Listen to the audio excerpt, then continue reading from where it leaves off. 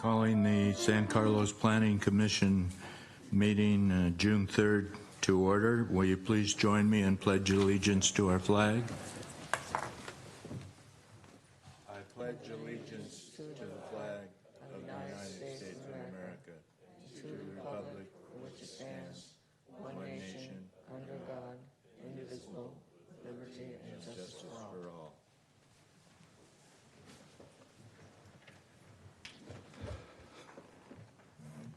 Thank you. Welcome, everyone. Would we have roll call now?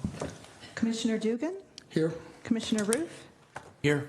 Commissioner Iacopone is absent this evening, for the record. Vice Chair Bergman? Present.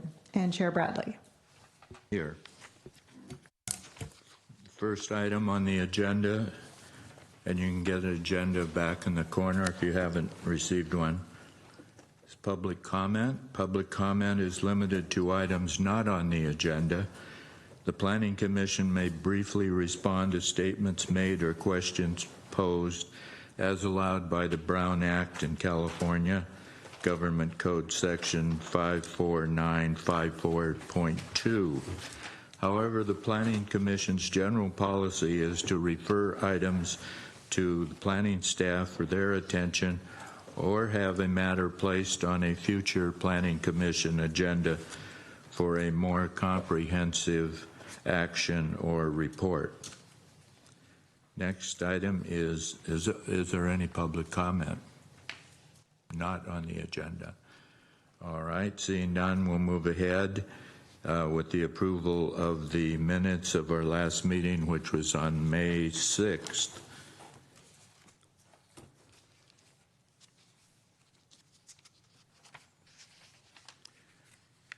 Any changes or corrections?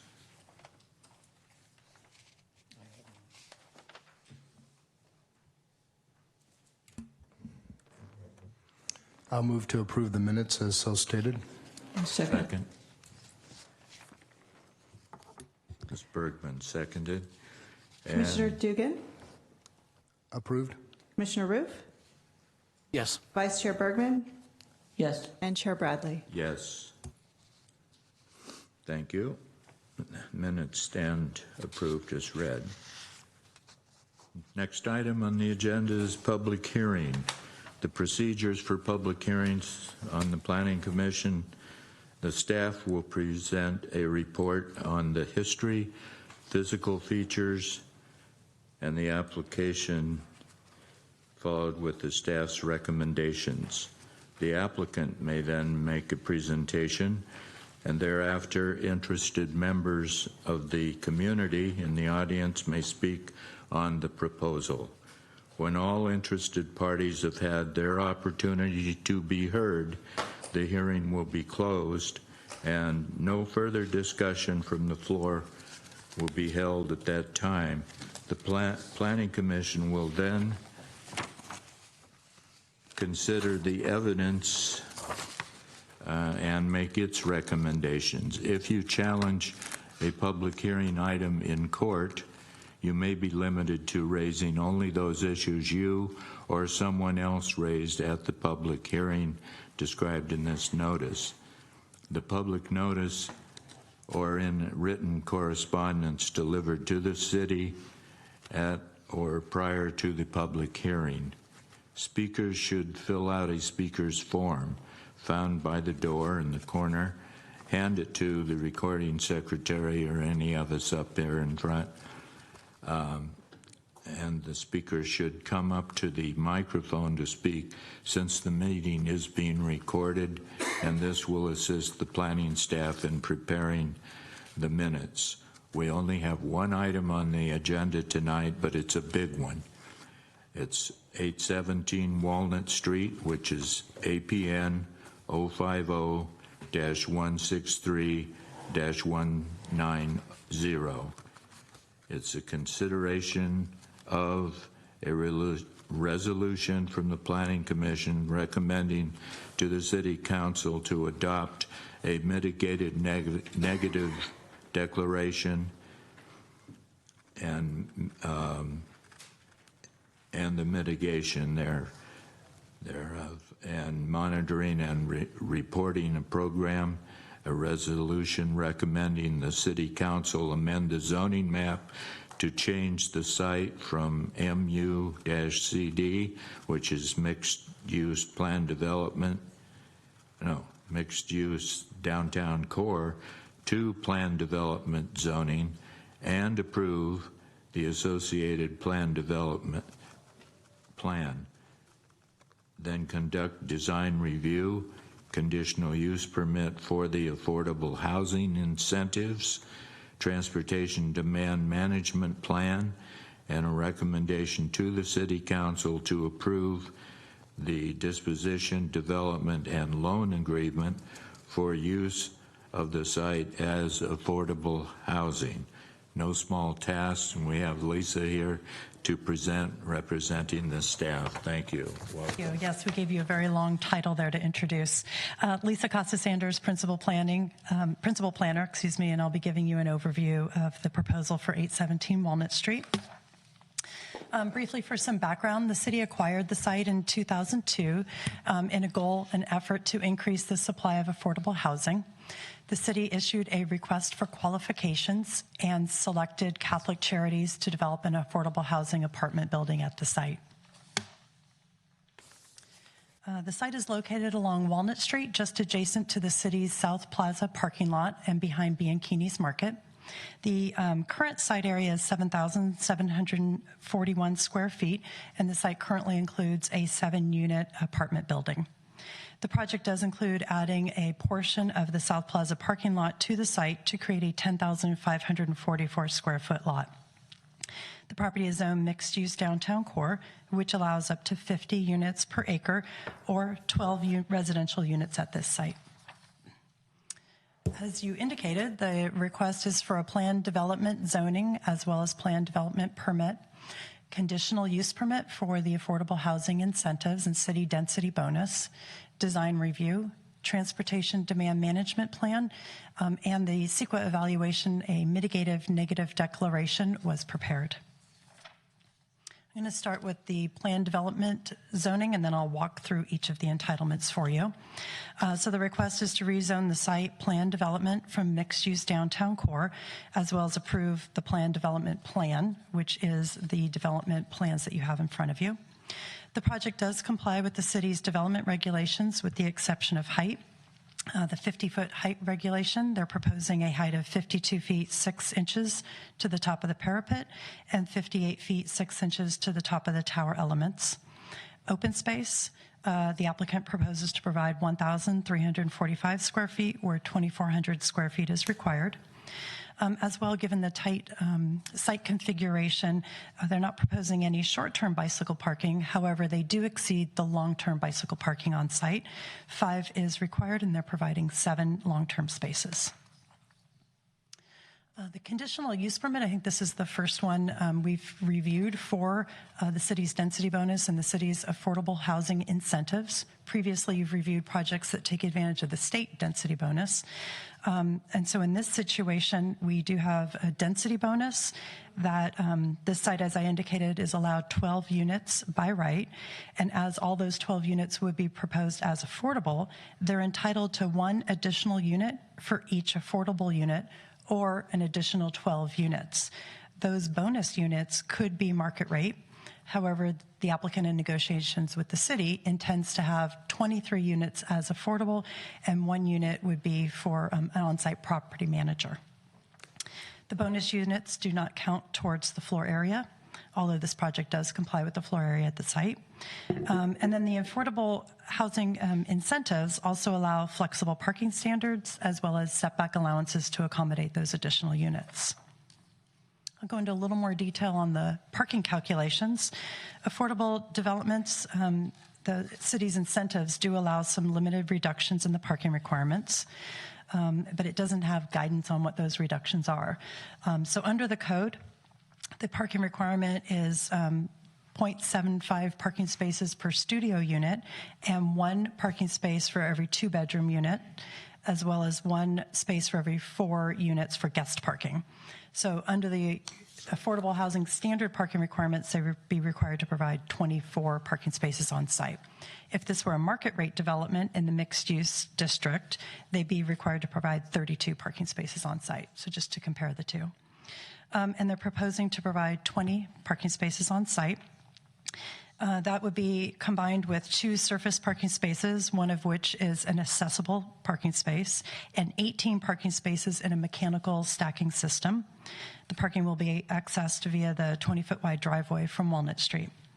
Staff is supportive of this requested parking reduction from 24 to 20 spaces, as the units will serve very low and extremely low income households, and the development is located in close proximity to transit, as well as essentially in the heart of our downtown, so with many services, nearby parks as well. Charities Housing does note that many of their low and extremely low-income persons cannot afford cars, and their other studio developments experience very low parking demand. And I can have them expand on that if you have questions. Lisa, just a quick question. So it's so 32 if this was all market rate, and then 24 because it's 100% low-income housing. Is that correct? The code just specifies for affordable housing developments, and so since this does qualify as such, and then in addition to that, they're entitled to parking reductions as well under the incentive section. So they do get to take advantage of those. That's the incentive section of the San Carlos That's zoning? correct. Okay. Correct. All right. And so you also have the design review authority before you. There's some landscaping in the front of the site as well as the rear with some new trees, shrubs, and ground cover. I did indicate the 20-foot wide drive aisle would access the parking that's located tucked under the building towards the rear. And then there's also a decorative entry trellis where you also see some additional landscaping accessing from Walnut Street. And then this is the decorative perspective drawing. As you see, there's a lot of projecting bay window elements that help break up and provide some relief along all sides of the elevation, the sides and the rear and the front. There's also a terrace with a trellis element on the 4th floor, an entry trellis at the ground level that will also have decorative landscaping on it as well. And then the mechanical parking system, as I indicated, tucked under towards the rear, will also at the upper section of that have some metal screens to help screen that from the view. And there's also a solid wood fence along that side property line that would be adjacent to South Plaza to help screen as well. And then the stone element will be located along the towers. And the project architect is here for a more detailed discussion on the architectural details.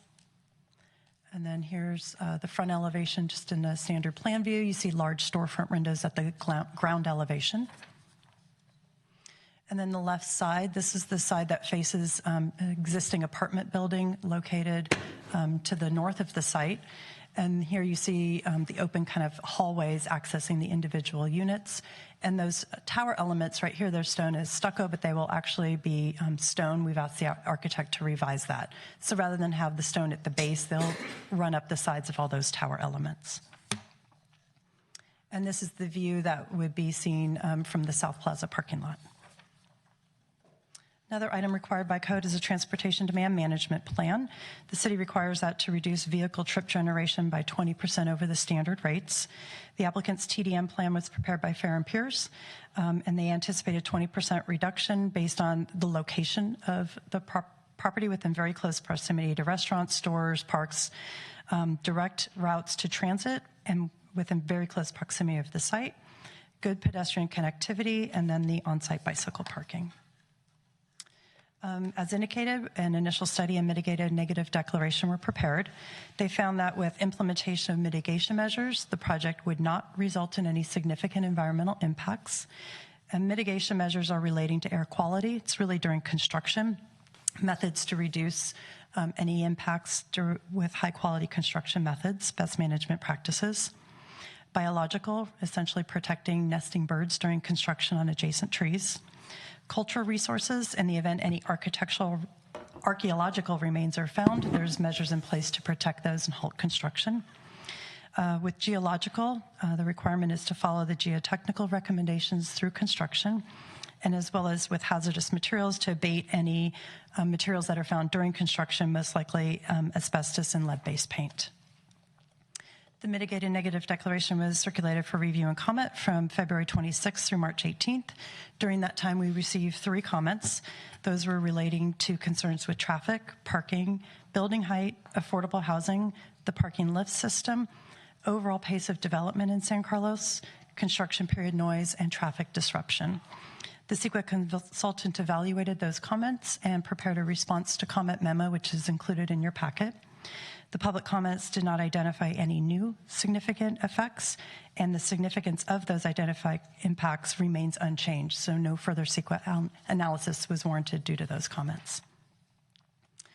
The applicant and the city also hosted a community outreach meeting on March 21st. That meeting was well attended by adjacent neighbors and property owners. Comments received at that meeting included concern with the building height, concern with parking, noting that that street is already quite congested. And there was several comments from the members participating for support for affordable housing. We mailed the public notice to all property owners within 300 and occupants within 300 feet of the site is also published in the newspaper. And staff has not received any comments as of this meeting. All right, and we have 4 separate motions before you. So those should be 4 separate actions. The first would be relating to the CEQA determination. That's a recommendation to the City Council. The second relates to the ordinance. Again, a recommendation to Council on the Plan Development Ordinance. The third is approval of design review, conditional use permit, TDM plan. And all of these are based on the findings that are attached to your packet and the conditions. And then finally, just recommending the disposition, development, and loan agreement for use of the site as affordable housing. And it's not a load agreement, it's a loan agreement, just saw my typo.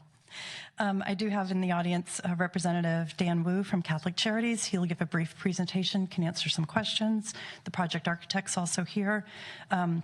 Rebecca Auld, who is our CEQA consultant, can answer your questions relating to the mitigated negative declaration. And Martin Romo is our Housing and Economic Development Manager. If you have any questions on the disposition, development, and loan agreement, or specifically on the city's affordable housing or policies, he could answer those questions. So at this point, I can either answer your questions or we can turn over to the applicant for their presentation.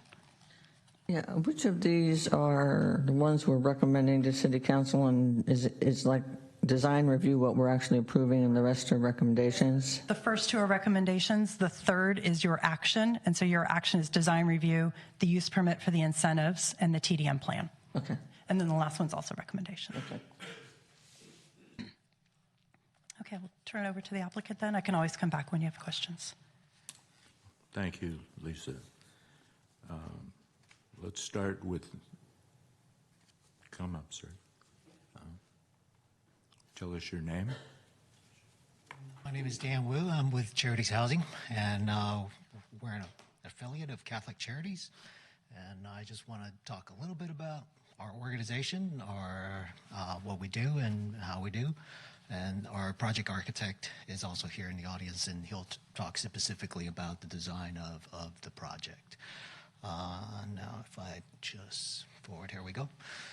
So we are a part of Catholic Charities. We were formed back in 1993, and really it's because Catholic Charities, being a very large social service agency, what we saw was the great need of a lot of the clients that came through the door is because stable and affordable housing.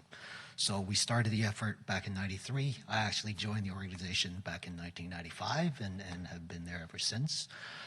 Currently, we own and operate about 1,200 units in and around Santa Clara County. And we have almost 200 units that's in construction now. And then we have about 250 units that we're trying to entitle, this being one of them. So we do develop, we own, and we manage all the properties that we have. Our property management is, they have on-site staff. We also provide training. And so they're really keeping an eye on the community itself, as well as keeping track of compliance, making sure all the residents meet income requirements, and coordinate with the service providers to provide services for the residents. And our services, really, it's our partnership with Catholic Charities, and they are the service provider, and so we contract with them. They provide a service coordinator on site, and they provide services as well as educational classes as appropriate for the resident or whatever the residents may express an interest. Can I stop you right there for just a second? When you say training, is that like adult educational training when it comes to scholastic, or is it more of a lifestyle and living arrangement training? I forget the name, there's a whole name for that. It really depends on the resident's need. So every resident may be different. So, do we have, so the service provider, if, let's say a resident is hoarding the unit, so the service provider would come in, help resident clean up and do all of that. If a resident, sometimes there are a group of residents who may be interested in, say, financial education, then we coordinate with a volunteer who come on site to provide that. Okay. Just depends on people's interests. Yeah, before you jump into the specifics of this development, if you could just speak to your organization's screening selection process and how you train and what programs you have in place to ensure it's a neutral process, no discrimination, et cetera. Yeah, I'm going to get to that actually just right after this. And so this, I'm just going to kind of talk briefly. Really, we were trying to provide as many affordable units on the site. I mean, we all know it's a very small site. And we try to provide a range of affordability from extremely low income, meaning folks who are earning less than 30% of the area median income, to up to a maximum of 60% of the area median income, so that we have a cross spectrum of folks that we try to target to, whether they're a service worker or otherwise. So as far as affordability that I just mentioned, the rents are roughly going from $735 to $1,500. And from 30 to 60% of area median income, and they jump at about an increment of roughly $250, and is what the rents are if it was open today. In terms of how we select residents, so we always work with the local jurisdictions in terms of what the local jurisdiction's interests are, and in this case, we'll be working with the city, and the city has a priority for people who live and currently work here. And we'll also do outreach in conjunction with the city staff in terms of who is already on a BMR waiting list and they have an interest. And so then we get 6 months prior to the building actually finished, then we start to do our outreach and getting people qualified, if you will. And so usually we go through a lottery process because we never have enough units for all the people that are interested. Usually the ratio is anywhere from 10 to 1 to as bad as 100 to 1. So sometimes the odds are not with you. And so once the people have gone through the lottery process, then once we get through the top, and we go to the top, every resident go through these 4 things that's listed here. Is we qualify them on income, we check their credit history, we do a criminal background check, and then we also do a past landlord reference check. And so all of those things added together, we make sure that they qualify. So we also work with the city staff in terms of the marketing plan so that people know exactly what it takes to qualify for a unit. So that's how we do the resident selection. And then as far as the current resident that's living there now, they are entitled to relocation, and a relocation plan has already been done, and all the residents there have already been advised. And so they will be offered a relocation benefits before start new construction. And they'll also be offered the opportunity to come back if they qualify. Are those housing choice vouchers for relocation? No? No, they literally get cash. Okay. And then, as Lisa had mentioned earlier, we did have the community meeting. Generally, we thought it was very well received in the community. And so we hope the Planning Commission will agree with our proposal. And And then now I'm going to turn it over to our architect, John Sheehan. I have a question for you first. So we have 5 different levels of incomes, right? And you're saying 60% are below for this.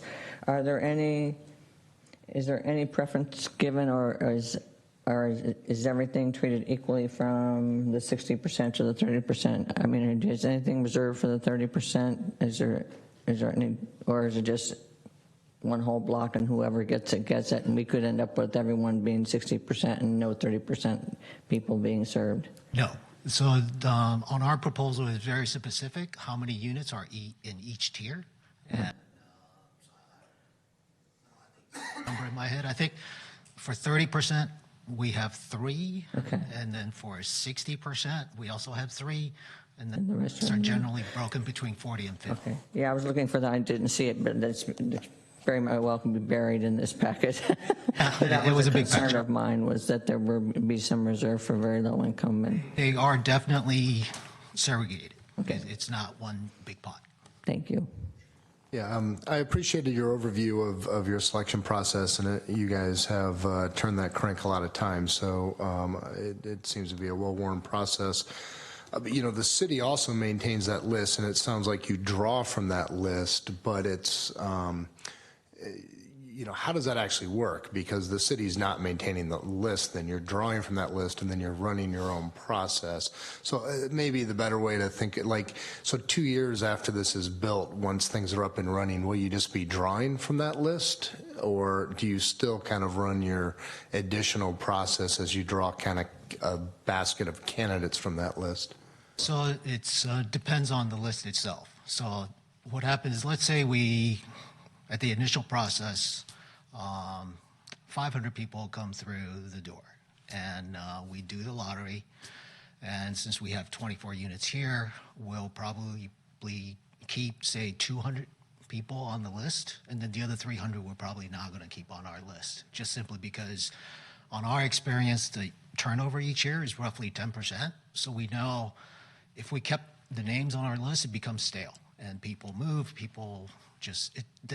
if we kept them on the list, we actually have to go find them. We can't just say, well, we tried once and they didn't call. And so we keep maybe 200, and we'll process those. Out of that, maybe 100 will go through the process, and then the other 100 we keep as a wait list on the property. And then as units become vacant, we'll process from that 100. And when that list goes down to, say, only 10 left or 20 left, then we open up the list and we get a bunch of names again. And then we go through another lottery, and then they be added to that original leftover 10 or 20. I see, but all that sounds like your list. Is this consistent, and can we speak to how the city is involved in that process on an ongoing basis?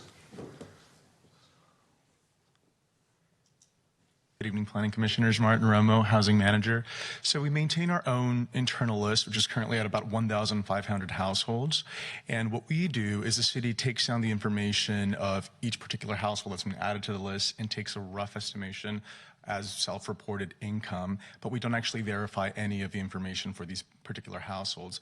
So as with any other BMR unit that becomes available in the city will notify that there's a new project that's available, and we'll send the description of the project and those who may potentially qualify. And then they will have 5 days to let us know that they intend to be a part of this process, because either they know that they could potentially qualify for the unit, or they'd like to see if they could.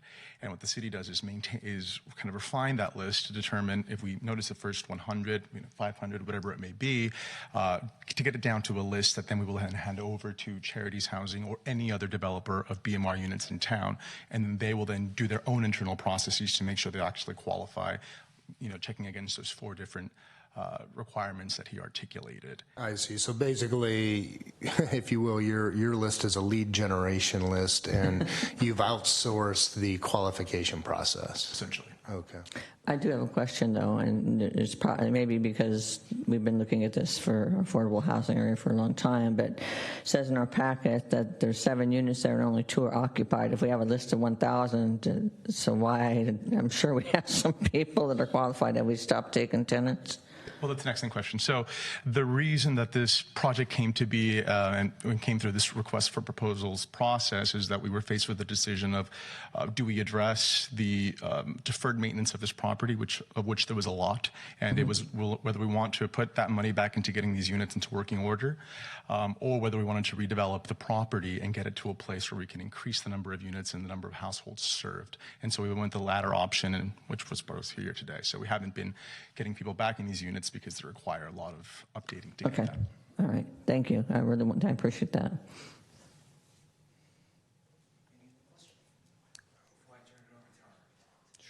I might be jumping ahead, but it's a lease agreement, $1 a year for you. How long would the lease be, and what happens at the end of the lease? So the terms of the lease agreement have been, are still being completely deliberated, but it's it's going to likely be 60 to 75 years at $1 a year. At the end of that period, the improvements in the land would then go back to the city. Thank you. The architect's here. Good evening, Commissioners. My name is John Sheehan from Studio E Architects. I will go very quickly, and I'm happy to answer specific questions you may have, but I won't belabor the design.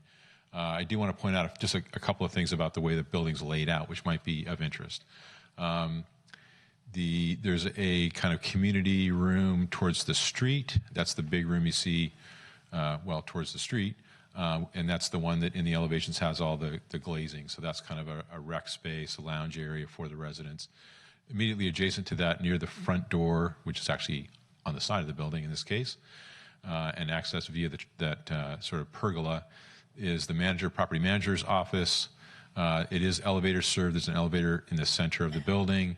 There's a trash room that's served by a trash chute from the upper floors. And then moving back, you see the puzzle lift parking, the mechanical parking system. And at the very rear of the building are things like the mechanical room with the boiler for hot water, bike storage room, and the electrical room. Is there another slide? Oop. That one. Okay, it's me. Then it's the upper floors are essentially a repeat on floors 2, 3, 4. Studios. These are about 350, 360 square feet, depending on whether a particular unit has a bay window or not. There's a little terrace on the south side, north side of the second floor. It's like an outdoor seating area with some landscape surrounding. And then at the very upper floor, towards the street, there is this terrace associated with the laundry room. There's a shared laundry room for all the residents. The thought there is that while you're doing your laundry, you could read a book or flip through a magazine or chat with a friend on that roof terrace there, or upper level terrace, we should say. And then the manager's unit is at the extreme rear of the property at that level. This is a typical unit. It's very efficient. It meets all of the ADA requirements for accessibility. And then views of the outside, which have been described previously. So again, I'm very happy to answer any specifics you might have about the project as we move forward. Thank you. Yeah, I have a couple. Yes. One is probably, we'll probably be talking about for a little bit, is the parking stacking. That's one that I'm really curious about. One, how it looks, two, how it's maintained, should something go wrong, that type of thing. And then the other one is most of these types of buildings, there are a lot of senior citizens in there, and we only have one accessible parking space. So it seems to me that we might want to consider doing more than one accessible parking space, considering what the usual clientele of these affordable buildings are. But that's just a comment. I guess we can discuss it, but I don't know if you have any comments on that. So we parked per the regs for the number of accessible spaces. So it's one for a van. Having said that, because there is a loading spot there, the two parking spaces on either side could essentially be understood as accessible parking, so that could take us from one spaces to two. It wouldn't, the puzzle lift or the mechanical system doesn't really qualify as accessible parking. So we'd be challenged on that in terms of trying to make any of Doesn't that fit accessible. ADA. It does not meet any sort of ADA regs. Okay. Yeah. So in terms of like how does it appear, I think from the city's parking lot, the 6-foot-high fence along the property line would screen the majority of the lower portions, and then when the cars are in the up position and the stacked position, there is a kind of metal louvered screen that will screen the cars that are in the upper portions of the system. So I think it'll be pretty invisible, if you will. So are these like electric, or are they mechanical in some way, or are they, because I just, if I were living here, I'd be wondering, I know it's unlikely because I'd be working, but anyway, if I say I'm living there, I'm working, and I go downstairs, my car's on top and it's broken, and the residents will need to be trained on how to use this thing, because it's pushing buttons, and the thing robotically moves cars around till the one that you're after shows up, and you then back it out. So it'll be a little bit of training, but I mean it's these systems are becoming more and more common in the Bay Area and in Southern California, where my office is. So I think while presently they're kind of new and newfangled, they soon won't be very newfangled, actually. How many of those systems have you personally installed on your projects? Exactly one before this. Okay. Yeah. And how long ago was that? A couple 2 years probably. And what was the general experience around it? Took a little bit of training, and then people are like okay with it. Yeah. Is it still operating today? Yes, as far as I know. Okay. When I left this morning. Okay. Yeah. And so this isn't just a matter of, 2 cars in one space and the upper one's there, and so it literally like it's a giant carousel. It's in some like form or it's fashion? they move front to back and this way, so it's Okay. yeah. And do we have any visuals of what this thing, I mean, we didn't provide that. We have details in the drawing package that was submitted to planning in terms of heights and widths and et cetera, but Just, I guess, let's talk about robotic parking for just a little bit then. I guess, I think our commission would benefit staff from seeing these at some point, like do we have one installed in the city anywhere? I'm not aware of one yet. Do we? I mean, the manufacturer that we're specifying has, YouTube videos and they're on their website, so you can. do they have an uptime rating? Yeah, that's a good point. I mean, that'd be really important to know, right? And what's the longevity? Right, of course. Yeah. Because I share that exact concern. I mean, this seems like it is, a method of, achieving a parking ratio that might not otherwise be realistic in a specific plan. And so the question has to be on how will this be maintained? Who's going to pay for the maintenance? Will it really be running 25 years from now? Or will it all just come to rest and be 4 spaces instead of 16 or whatever? I mean, that's the concern I think we have to have as a city, because these do seem to be, going to become ever more popular as people try to force more into small footprints. So I don't know. I almost feel like this is an area we should study as a city, not necessarily on this project, but it just seems like these robotic parking contraptions are going to become more and more common, and we should, my question that would always guide my thinking here is, what will happen there in 25 years? Will that thing really be running? Will someone still be paying to have it maintained? Or will it have come to rest as 4 parking spaces with a bunch of outdated metal crap around it? We actually, staff, as there was quite a bit of interest in having mechanical parking systems, we had a vendor come and give a presentation to city staff. And we were quite impressed with the system and how quickly they respond to maintenance issues and repair items. So the vendor is very well versed in that. They're doing a lot of projects in San Francisco. And although we don't see it much here in the peninsula, I can tell you that Redwood City, the majority of those new developments are taking advantage of the parking systems. And they're having valets there to assist when it's for public parking in the off hours. So we've also had a few when I was working in Redwood City, I visited with a few of those projects, saw how successfully they're working. I think one of the concerns from a planner is looking forward and trying to figure out what is parking in the future, what are driving habits in the future, and are we still going to have, large areas of parking, or are people going to be taking more advantage of public transportation, car shares, Uber, Lyfts?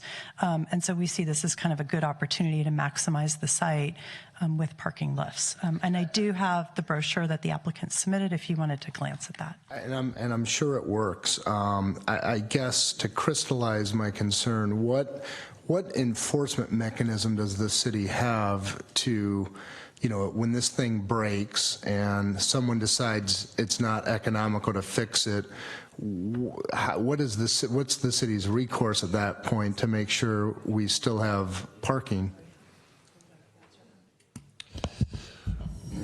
Well, I think the mechanism that I see in the documentation is that you are approving a site through the development application process that has a certain number of parking spaces. So they have to require that number of parking spaces. So if the system stops working, they'll be out of compliance. So the city will have enforcement tools there. The other way, because it is a for rent project, I would think that the management of the building or the developer who has the long-term lease, we could certainly include requirements in the lease that the parking lift be maintained. City has an interest in that because we will be getting the building in 60 or 75 years, depending on how long that lease is. So we would want it to be maintained too. So because we're going to own it, if we don't want to get a rundown lift system, we want one that's been maintained, similar to like an elevator. When you get a building with an elevator, you'll probably want it inspected and have all the maintenance records. Now, I don't know what the OSHA standards or what's required for these lifts, but there might be additional standards that similar to elevator standards that are required to annual inspections and things of that nature. So. I mean, that's what it seems like to me, is like this is, we're sitting here talking about, like elevators in 1910 or something, right? And we don't know what we don't know. And, in the next 30 years, a whole regime is going to come up to solve problems that we are now just walking into blindly. Is this kind of my instinct on this? So, it just feels to me like we're going to just start seeing these over and over. And, this one is probably the safest that we'll ever see because it's proposed for senior housing. It's right downtown. Even if this didn't work properly, it probably, isn't catastrophic. But but just so I understand, if this thing stops, that basically becomes a building department code violation enforcement action for the city to make them fix it. Is that? Building or planning, it could be because it's a requirement of the project. It might be, the enforcement might come through planning, but either way, the city would have remedies to force them to make it operable. Okay. And I hope there's a budget item for the individual who gets to train all the seniors on adopting this new technology. I have a lot of personal experience trying to get the seniors in my life on the new technology, and it's hit or miss. I have a few related questions. The noise level when the machine is operating, I'd like to get some feeling for that in terms of the impact on the neighborhood. Although I did note that the location of the garage is sort of not facing another residential unit. So in this case, it's not of super sensitivity, but it's still, I wonder if it makes it loud. Yeah, I can't speak directly to the decibel level or whatever, but I think where it's located, it's in the best possible location relative to noise pollution, if you will. Yeah. The access, I understand, is not ADA compliant, but still we would expect quite a few elderly people to be interested in these units. And so maybe they're not needing the full ADA, but how limited is the access? I mean, do you have to squeeze past and walk on a metal gangplank, or how does that work? Yeah, so your car is delivered to a spot where a normal, able-bodied person can reasonably get at it. You don't have to squeeze past things, or it shifts it Not around. like drive it into an elevator or anything like that. It's not that challenging, I would say. So I just want to put this out there for consideration through the chair. We have 4 items on the agenda. We're pretty much stuck on one, which we do have control over design review, right? Which we have a lot of questions that maybe the staff got a presentation and we didn't get a presentation, and we don't have a lot of information on. So what I would recommend is that we maybe look at the other 3 items, hopefully they won't be as difficult, and then decide whether or not we want to continue the design review and ask for a presentation on the lift system. So I just want to that's not a motion, but I just want to put that out there as a possibility, considering I think the other 3 things are going to be a lot easier to get through. And I don't feel comfortable, frankly, right now until I know more about this lift system to go forward. But anyway, that's just my idea. Let's move ahead now, and we'll see where it goes. I may have missed it, but are you planning on solar panels on the roof? Yes, we are planning for both solar hot water system on the roof as well as photovoltaics. So, yes. Great. I have a question about elevators. This is a 4-story senior project, a large number of units, 1 elevator, right? No redundancy on that.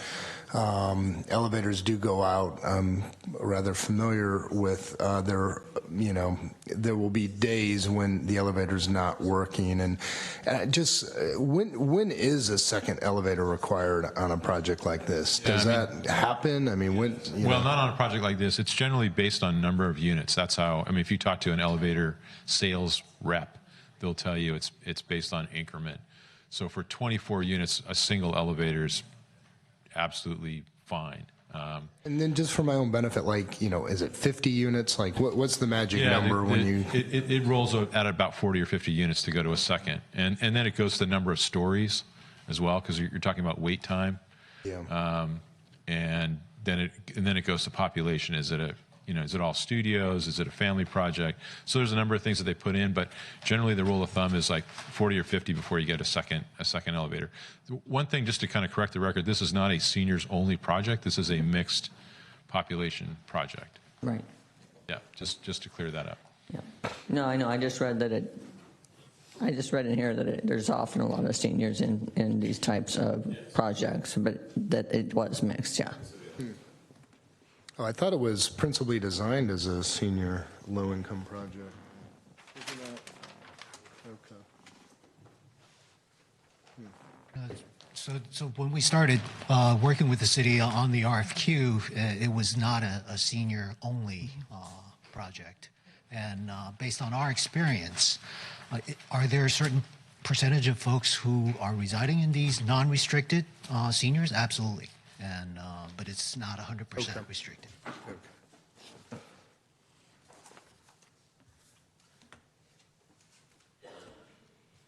Chair, I just want to make a comment on the parking puzzle lift system.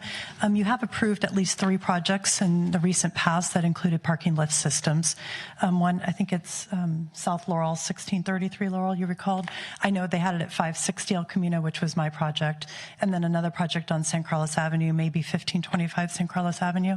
But we are happy to bring a vendor to a future meeting to provide additional information, because I know there's going to be a few more projects coming in after this one that will be proposing parking systems. But I just want to remind you that you've approved at least 3 in the near past. I think that my bigger concern on this one is we're talking about affordable housing, and there's always concern about upkeep maintenance with affordable housing. So I'm really overly concerned about the parking system, but that's why I have a heightened awareness of it for this time. Certainly. And I think we do have the opportunity, since the city is a partner in this as well, through the disposition development and loan agreement, to talk about some of those maintenance items, as the city attorney mentioned, to make sure it's well maintained when the city does take over the development in the future. And, I think those three projects you mentioned, I only recall one before this commission in the last year since I've been involved. So I'm asking because does that mean they're more than a year old, so they're installed now, so we do have them in the city? I know the construction was a bit delayed because they were waiting for the map to be final, but it's under construction. 560 is probably the one on El Camino that you recall being approved. And then the Laurel Street one, I believe, is in operation. There's one we didn't approve. Is 560 at El Camino and Holly? Because they came back and withdrew their robotic parking. No, they withdrew the unbundled system, but the parking lift system is still in place. That is still in place, okay. Right. Yeah. Okay. Thank you. Any more questions? There are other consultants of the applicants here. Gregory, I have it. Lampier, do you have a representative? So the city CEQA consultant is here just if you have questions. She doesn't have a presentation ready. Okay, the CEQA. I have another question sort of related to the parking, which is that the footprint of this project takes out, I think I counted about 13 parking spots in the, what I call the Bianchini slot. And so that's a minus 13 in addition that this project brings. It's called South Plaza. It's a city public parking lot. The Bianchini's market does own a portion of the front area, but anything kind of beyond the market is the city's. We're working with Watry Consultants, who's kind of the renowned parking consultant in the area, and they've come up with several plans to try to reconfigure that lot. It may be that there's angled parking instead of 90-degree parking, and that some of those drive aisles are quite wide. So they've come up with some iterations that maybe loses 2 or 3 parking spaces, but not to the extent of the whole aisle that is there currently. So we're trying to maximize getting that parking back in place.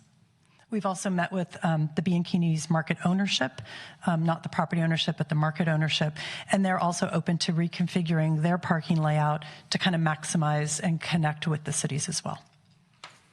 Thank you. All right. Any more questions? Go to the public. I just have a question on the lease itself, because who's negotiating that? Is that through your office, Craig? Oh.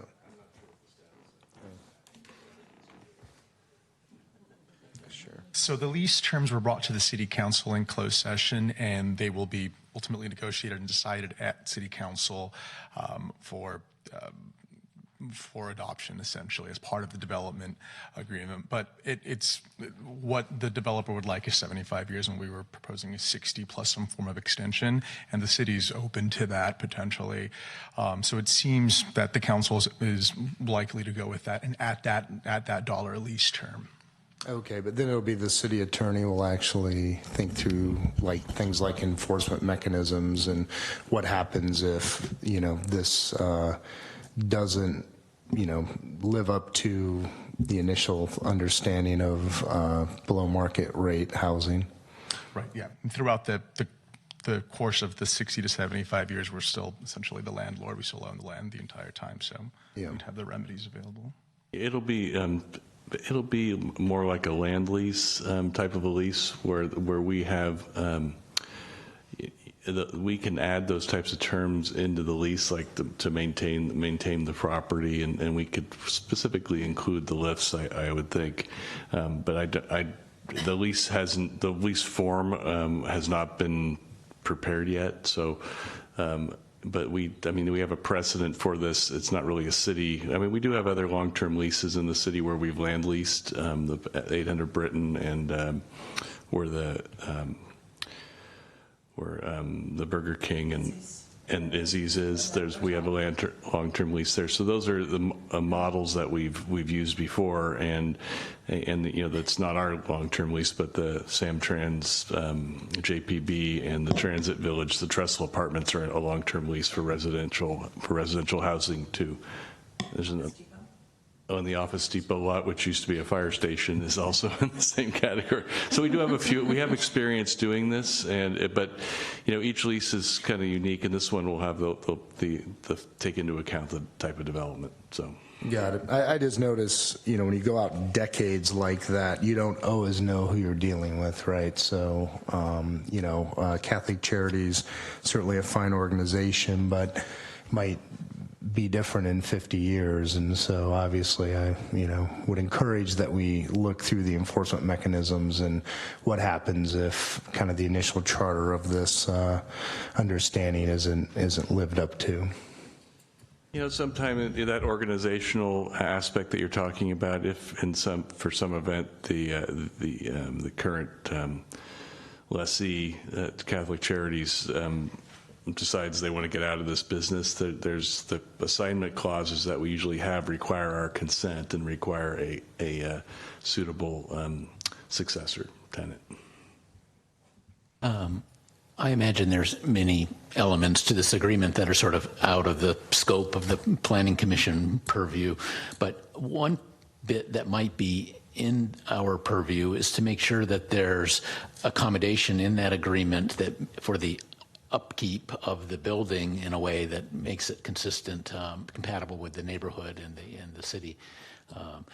Something like this, I can imagine there would be a lot of cost pressures to keep costs low over the future in order to support as many low-income situations as possible. But is there built into the agreement a maintenance of the exterior that would ensure the building upkeep? Yeah, I had the same questions, like who owns and where does the money come from for the maintenance? And I know it's not our purview, but I mean, it's really important to understand. Because I'm thinking Pruitt-Igoe in St. Louis, right? Okay, so that's what's in my head. So I'd like to understand that too. Yeah, in regards to neighborhood impact, I think, to me, that seems like that's an area where we might be able to have some concern. It's not our concern about replacing the carpet interval or something. I know that for our current ground leases on Skyway Road properties, or where Izzy's and the Burger King is, for those properties, we do have that clause that says that the property must be kept in, it may not fall into disrepair or be unkempt as general language, and something similar will certainly be in the lease terms for this project, but we could certainly also have a close look to make sure that there's sufficient language that will allow us to make sure that this is, this remains a good contributing So is it texture. Is it San Carlos's budget that takes care of this, or Catholic Charities? Catholic Charities will have their own maintenance budget. Maybe you can speak to how these are managed. I know it's out of our purview, but I really would like to understand. Yeah, so the property will be maintained by Charities Housing, where that money comes from is from the rent that we collect from the residents. And so we run our projections for at least 15, if not 30 years, and we want to make sure all the rents that we collect are sufficient to cover our expenses. And obviously, by charging relatively low rents, we want to make sure our expenses could be met, and we want to be somewhat conservative in our projections. And we've been around for 25 years, and we certainly intend to be around for another 25.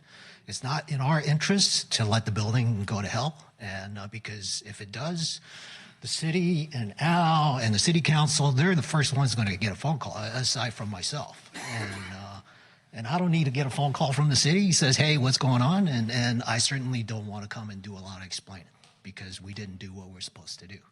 And, that's my assurance to you and for our organization. That's what we do. We're in it for the long run. We're not one and done. And so. I don't know how you do it without market rate housing. I don't know how your costs. I'll call you sometime, because this is actually what my dissertation's on. So I'd really like to understand that as an aside. I'm happy to After talk about it anytime. Planning commissioner, so I'll talk to you later about that. $1 a year land lease and a low-interest loan from the city goes a long way. All right, if there are no more questions among the commissioners and no more presentations by the applicant, we'll open it up for public comment. Anyone wishing to speak, come up in the front, please. Either in support or opposition, or just questions. Feel free.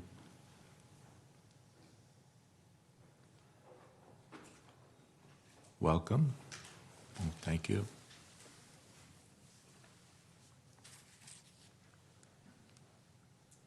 So my name's Heather. I work for a property owner that's adjacent to this building, as well as on the further down the block on Walnut. And we've attended some of the meetings that have occurred. We understand the intent of what San Carlos is attempting to do, but we have some questions regarding the implementation and the consequences for the neighborhood, especially. We are one of the property owners that asked for the study regarding the impact of the higher than normal approved height limit. It impacts the property next door. The height, when you look at the aesthetics, when you look at the current neighbors that are going to be living there, it will impact those folks as well. We are concerned about some of the things that were raised this evening regarding the maintenance and ongoing, especially the parking lift, how that's going to impact, and the concessions that have been made for low impact housing. We understand how that works with California, but at the same time, those concessions don't necessarily have to be approved. It's something that there's a gray area regarding the approval, and so we're wondering why that's being made. We do have some questions specifically for the council. The first thing that we saw is that the first time we saw regarding this loan that we hadn't seen in public documents before, and maybe I missed it somewhere, but I was surprised to see that there's a $5.7 to a $7.3 million loan that's going to be associated with this project. And we'd like to understand how that comes to be and who's negotiating that, if it's a market rate, if it's not. We'd like to understand more about that specific transaction because it hadn't been presented in some of the public comments before. So I was surprised it was snuck into this discussion as part of this dialogue, and I'm wondering if there's other public comments regarding to that. So that's the first question that we have. Is there anybody that can answer that? Wasn't that the redevelopment money, redevelopment agency part of that? Yeah, so the body that will make the ultimate decision on those terms will be the city council. So it'll be the city council meeting where all of those specifics for the adoption of the development agreement, where those will be discussed. So it's just a different body. Well, that will be the public hearing. So the question then remains is, at the last public presentation, they talked about the project's difficulty in getting finance in the open market. And my concern is that if the project cannot get financing in the open market, then the open market is telling you that the project may not be viable with normal funding. And so we as taxpayers in the local area, how does that work with the negotiation of the rates and what's being afforded to the people in the neighborhood? So is that provided, or do we have to attend those meetings as well? You need to adjust your questions. Do we need to attend those meetings as well? I'd like to know the answer.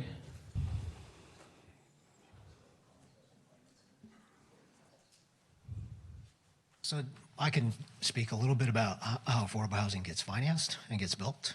And affordable housing finance doesn't happen unless there's subsidy. I mean, that's just as simple as that. And because we're not Habitat for Humanities, we don't go out and get a bunch of volunteers and come out and hammer nails. And so we try to get labor, we hired a general contractor, we hired the architect, we build it like everybody else and to the same quality.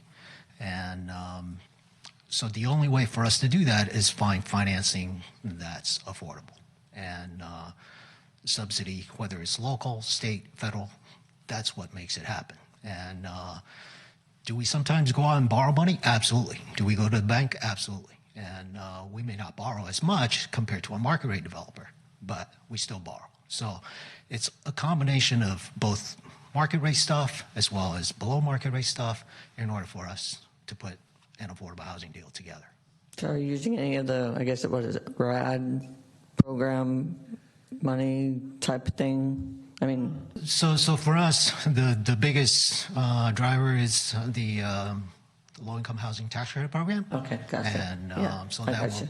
that will bring us equity to the deal. We'll probably use some form of tax-exempt bond, and we'll use some form of local subsidy. Okay, yeah, thank you. The low-income tax credit answered it for me. Now I understand now. Go for it.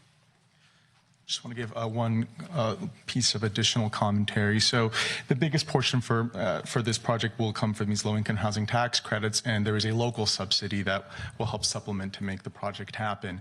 The local subsidy comes not from the general tax fund, but from successor agency redevelopment, successor agency funding, which is still remaining and has to be used before the funds have to be returned to the state.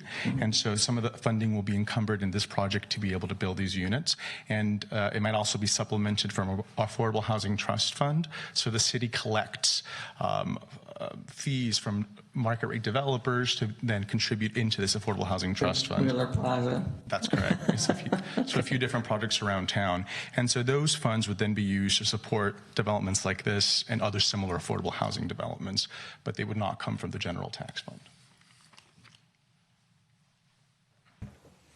Just so that I'm clear, you're getting $1 lease for 60 or 70 years, and you're getting a loan, and you still can't find financing in the public market to promote this type of development? Okay. I just want to make sure that I understood that correctly. Okay. The next question I have is related to, on the TDI parking. I understand that it says that it's supposed to required to meet a 20% trip reduction for the life of the project, which I understand now is 60 to 70 years. And it's required to be monitored and reported on the program. And if it's not met, that they're allowed to utilize different measures over time. What does this paragraph mean, and who wrote it, and what teeth are behind what that means when it comes with a puzzle system and parking that don't quite seem to be the normal protocol in the development area? And what happens if that's not really met in the next 60 to 70 years, and who's monitoring that, please? So just to clarify the public comment process, so your questions are directed to the Planning Commission, and if the commission wants staff to respond, they direct us to. So you wouldn't ask us directly, it's through the commission is how it works. But I know you know the answer, so I was going to point towards you anyway. So, because I know you already know the answers to these better than I can explain it. So the city has I think, Lisa, did you want to answer?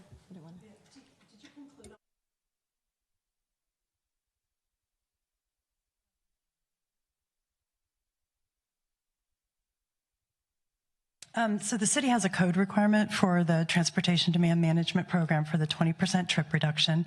It also has an annual monitoring program that they have to submit us reports to show how that's being met. And just so you know, the trip reduction, it's actually very low here. And so I'm trying to find the exact number, but I think it's only 1 or 2 trips that they need to reduce by. So it's a very low traffic generation projected for this project. But they may have modified programs if what they're doing isn't working. So an example of a different program may be that they give some subsidized transit passes to help encourage more reduced trips. That's an example of a program that's not currently being offered, but if they see it's not being met, they could add that as a new measure. But the city does monitor it annually. Thank you.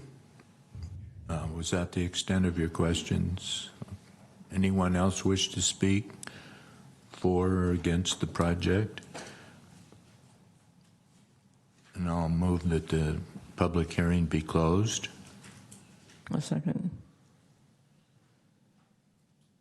Commissioner Roof? Yes. Commissioner Dugan? Yes. Vice Chair Bergman? Yes. And Chair Bradley? Yes. Thank you. Now we can ask more questions of the applicants or the staff if we wish.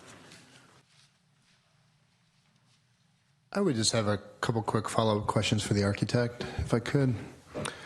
First, what was the constraint against below-grade parking? It seems like we got into this robotic parking to keep it all at grade. Right. Good question. It's cost first. It's always more expensive to dig. Second is on a constrained site like this, it's difficult to get the ramp and the parking to work on it. Just the geometry of the site made it very challenging, if not impossible. That's as simple as I can put it. Okay. Kind of a second topic would be maximum height. So just to preface this, I'm very supportive of affordable housing projects in San Carlos, and I think if any project is worthy of pushing the envelope, one like this is, but this envelope's being pushed in all the directions from what I can gather, which I'm generally supportive of, but I do hear constant concern about the heights of the buildings that are going into town. So why would a 4-story building have to be 58 feet 6 inches high? That just seems unnecessarily high, perhaps. And fair question. The simple answer again is that the ground floor, the first floor, is extraordinarily high, given the puzzle lift system. So there's a clear height dimension there that they need to do that system. So that's driving up the height of that first floor to almost, it's like 1.5 stories or 2 stories almost by the time you get it all in. I see. And then the floors above are not extraordinarily tall. They're normal, sort of 9-foot ceilings, pretty standard for a residential unit of this type. And then there's the parapet on the top to hide all the mechanical equipment, solar, hot water, et cetera, et cetera. So there was no intended goal on our part to drive the unit up to like improve views or make any kind of big statement. We would be perfectly happy to keep it as low as we could, and we did. And it's just the math just multiplied up. And how high is that first story to meet the robotic lift requirement? Good question. I should have this memorized, but I don't. I want to say it's maybe 16 or 17 feet. The main part of the building is the 52 feet, so it's 2 feet above our height limit. It's just the tower for the stair and the elevator that gets to the 58 feet. That was my question. That one brick part up on top is what goes outside the limit? 2 tower elements, The correct. 2 tower elements, okay. This will take me a minute, so feel free to ask another question if you have one. No, that was it on architecture for me. Exceeding the height limit, I see on the picture the brown shaded, probably mechanical enclosure. Obviously, that's one of the things that exceeds the limit. But what's the second area that exceeds So the height? there's an elevator penthouse that has the mechanical equipment, the hoistway for the elevator, and the other one's just as low as we can make it, such that the fire department has stair access to the roof. So that's driving up the height of that stair tower. If you look at the front page of your big plans there, you'll see both towers in that illustration.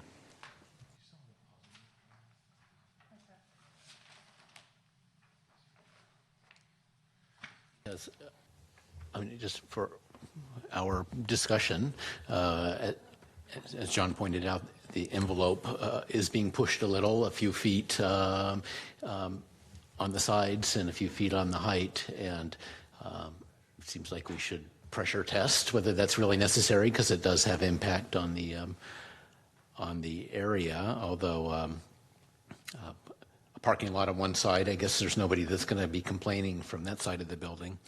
So really, there's only one side of the building that is facing another residential situation, but still, it is impinging. Yeah, I should also point out that we're required to present a shade study to show what the impacts of the project were, particularly on the residential apartments immediately adjacent to us.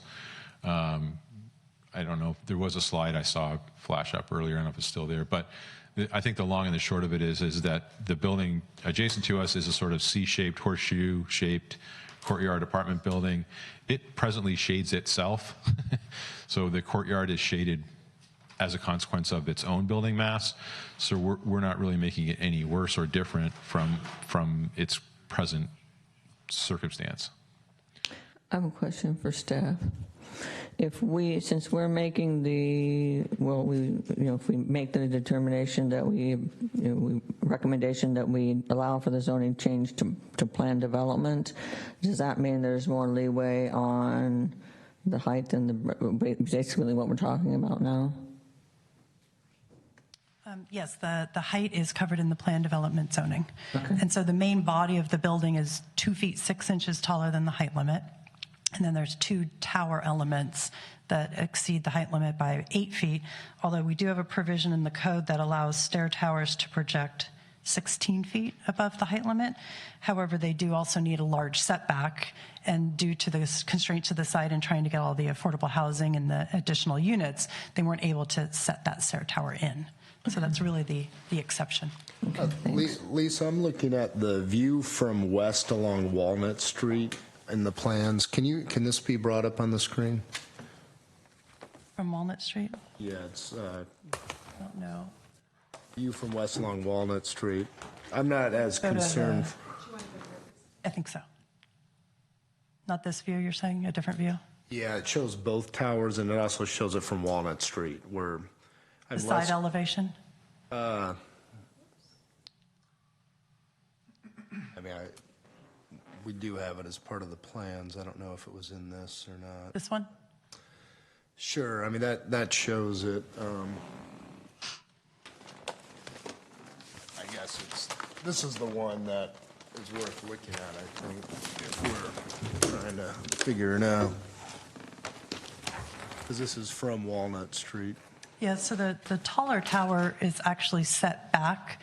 So you see from Walnut Street, there's a shorter tower that's within the height limit. And then the taller tower is set in from Walnut Street, and there's also one at the rear. Okay. So it's not right on the street frontage there.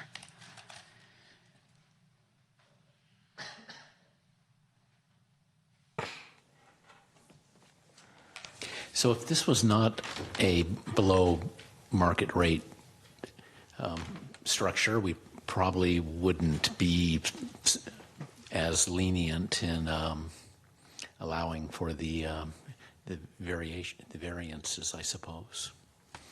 Well, the code specifically envisions the way to get affordable housing on site is to have these, it specifically talks about bonus units, not counting in floor area and height, and then also about flexible setbacks and parking. So we're seeing the way to get that on is to do so. There's the city density bonus that does require the use permit. Then there's the state density bonus that's really by right. And for this project, they chose to follow the city density bonus. But the state, we have a lot less discretion in. And the other way to handle it would be through, just a planned development zoning, which we've looked at for other projects. And again, some of these exceptions are quite minor when you think of the height, 2 feet 6 inches, and the setback's only just a few feet. I mean, actually, I'm happy to find ways to make the affordable housing work. Part of the reason I'm asking this question is just to clarify if we're going down a slippery slope in terms of allowing encroachments on the normal height limits for all units. But I gather because this is a below market, there's the built into the code, the provision that gives us this extra flexibility. And so it's sort of a special circumstance that we're working under. Am I, Greg, can you confirm or not my well, I logic? think you're right. I mean, that's one of the considerations that you're looking at in what's creating the height is our code is designed, as Lisa said, to encourage low-income housing by allowing these concessions. First of all, and then second of all, as I've said before lots of times, every project is unique and is not precedent setting. So when you have a discretionary approval, you look at each project individually and you're not setting a precedent. The next low-income housing project that comes in, you may or may not be considering these same issues. And in a conventional project, you may or may not be considering those issues because we do allow some exceptions to this 50-foot height limit. It's not an absolute height limit. There's certain provisions that allow it. And then only when it's somebody comes in and says, there's something about my property that makes it impossible for me to comply with your zoning code, then they can ask for a variance, which is different than the exceptions that you're asking for now. You don't have to make the level of findings that you do for a variance. Thank you for explaining that. And yes, I just wanted to also clarify, since we're talking about the details of the height, regardless of whether this is an affordable housing project or not, the zoning code already sets forth a maximum height limit in this zone, which is 50 feet. And then in addition, there are some exceptions to the height limit for certain architectural elements and height, and for things like stairwells, et cetera, which allow a project to have a limited area go up to a maximum of 16 feet beyond the 50-foot height limit. So that's already a provision within our code. Just wanted to clarify that. And can you just explain that a little bit further? So there's for a conventional project, 50-foot limit, but then elevator parapets and such are allowed to exceed it. Is that? That's correct. So they're allowed to exceed the 50-foot height limit by a maximum of an additional 16 feet. Over for what? certain things like stair towers and elevators.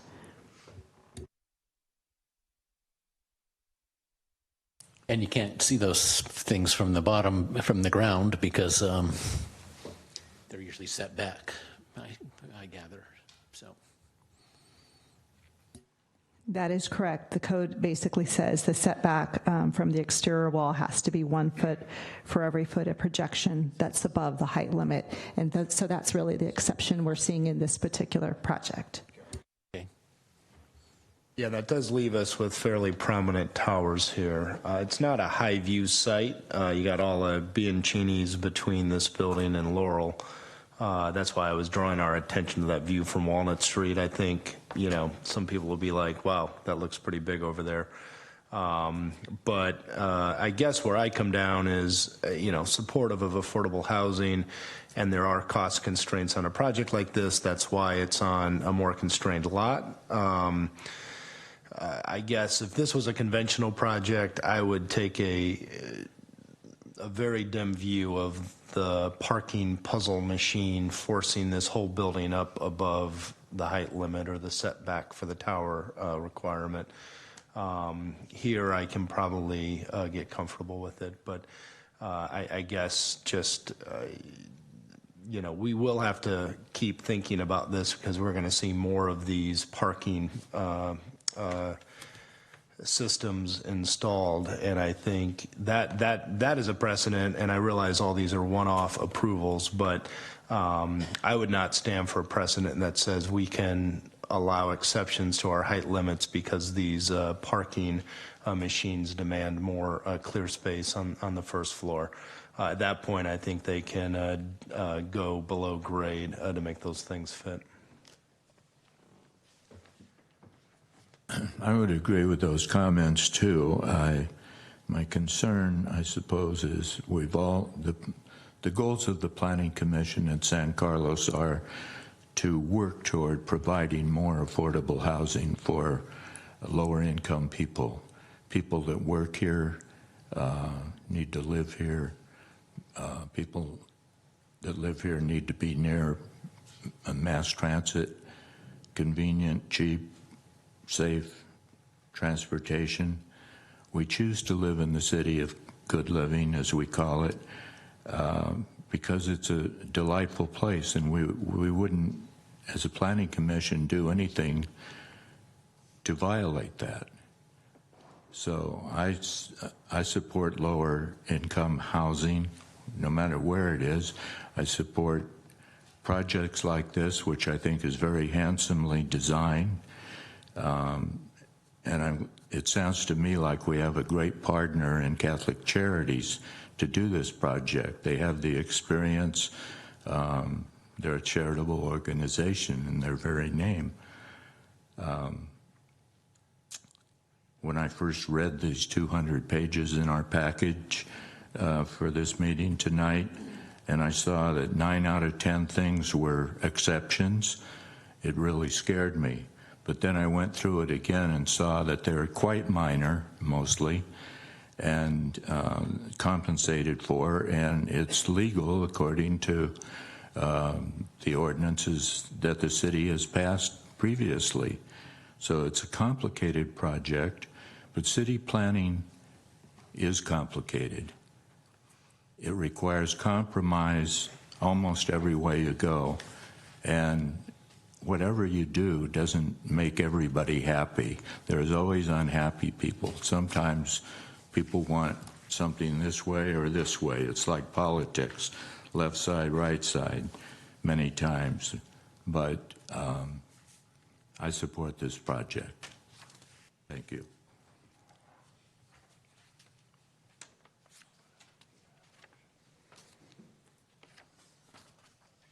So I'd like to, like I mentioned before, there's 4 things on the agenda. I mean, there's 4 motions, 4 formal motions.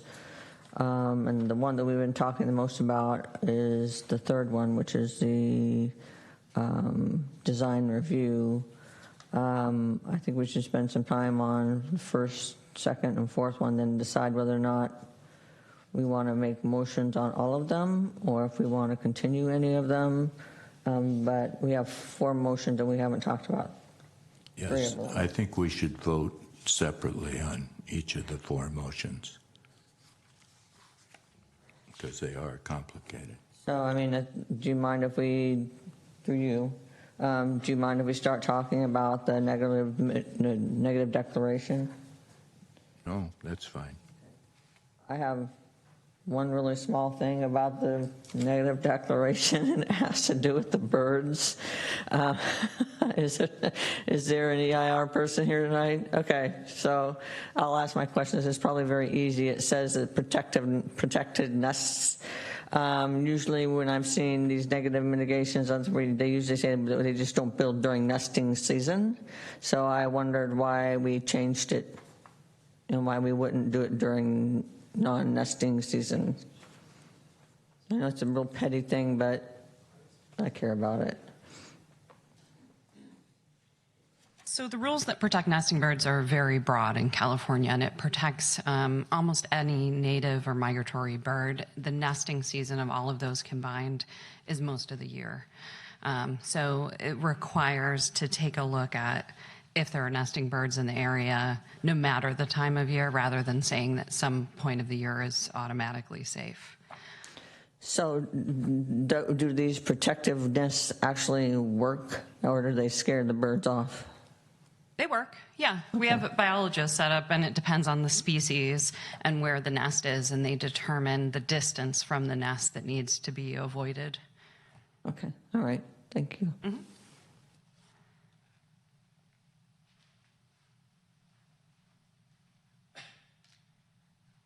Any other questions? Hearing none, I'll move the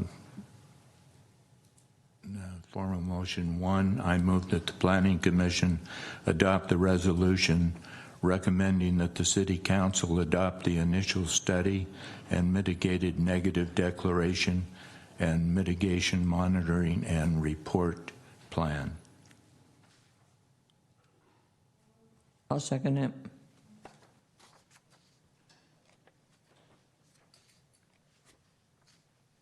Commissioner Roof? Yes. Commissioner Dugan? Yes.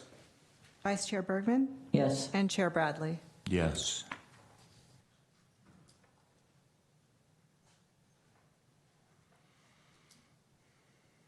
So on, again, this is a recommendation, right, that we're making to the City Council on this one, but basically we're saying that we're recommending that they change the zoning from the mixed-use downtown core to planned development, which gives us a little latitude on some of the things we've been talking about as far as height and those types of things, because it is considered a planned development, so it gives us a little bit more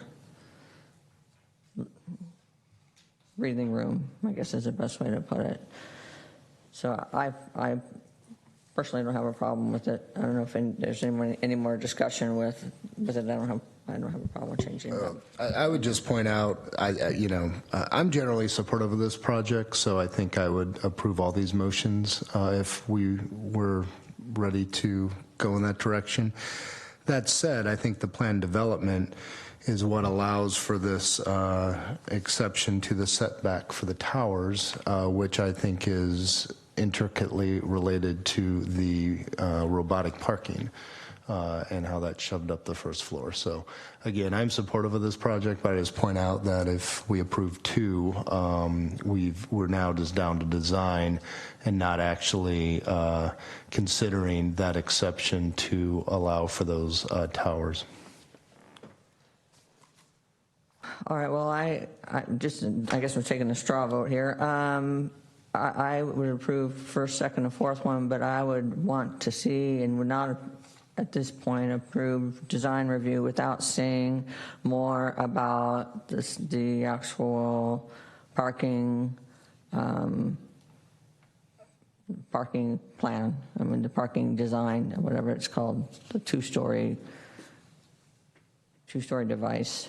I forget, gosh, I'm having a senior moment here. I mean, I know there's a presentation that's been made, right?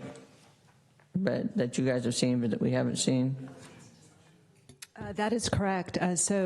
Because we started receiving applications with lift systems proposed within them to meet the parking, right, we had one particular vendor, I believe it was from City Lift, come in and give a presentation to planning staff, to building staff, to fire, so that we can get a well-rounded response and, ask questions across different departments who do review these projects as they come forward. So we were able to get more confidence in how these list systems work and the clearances that are needed and other details such as that.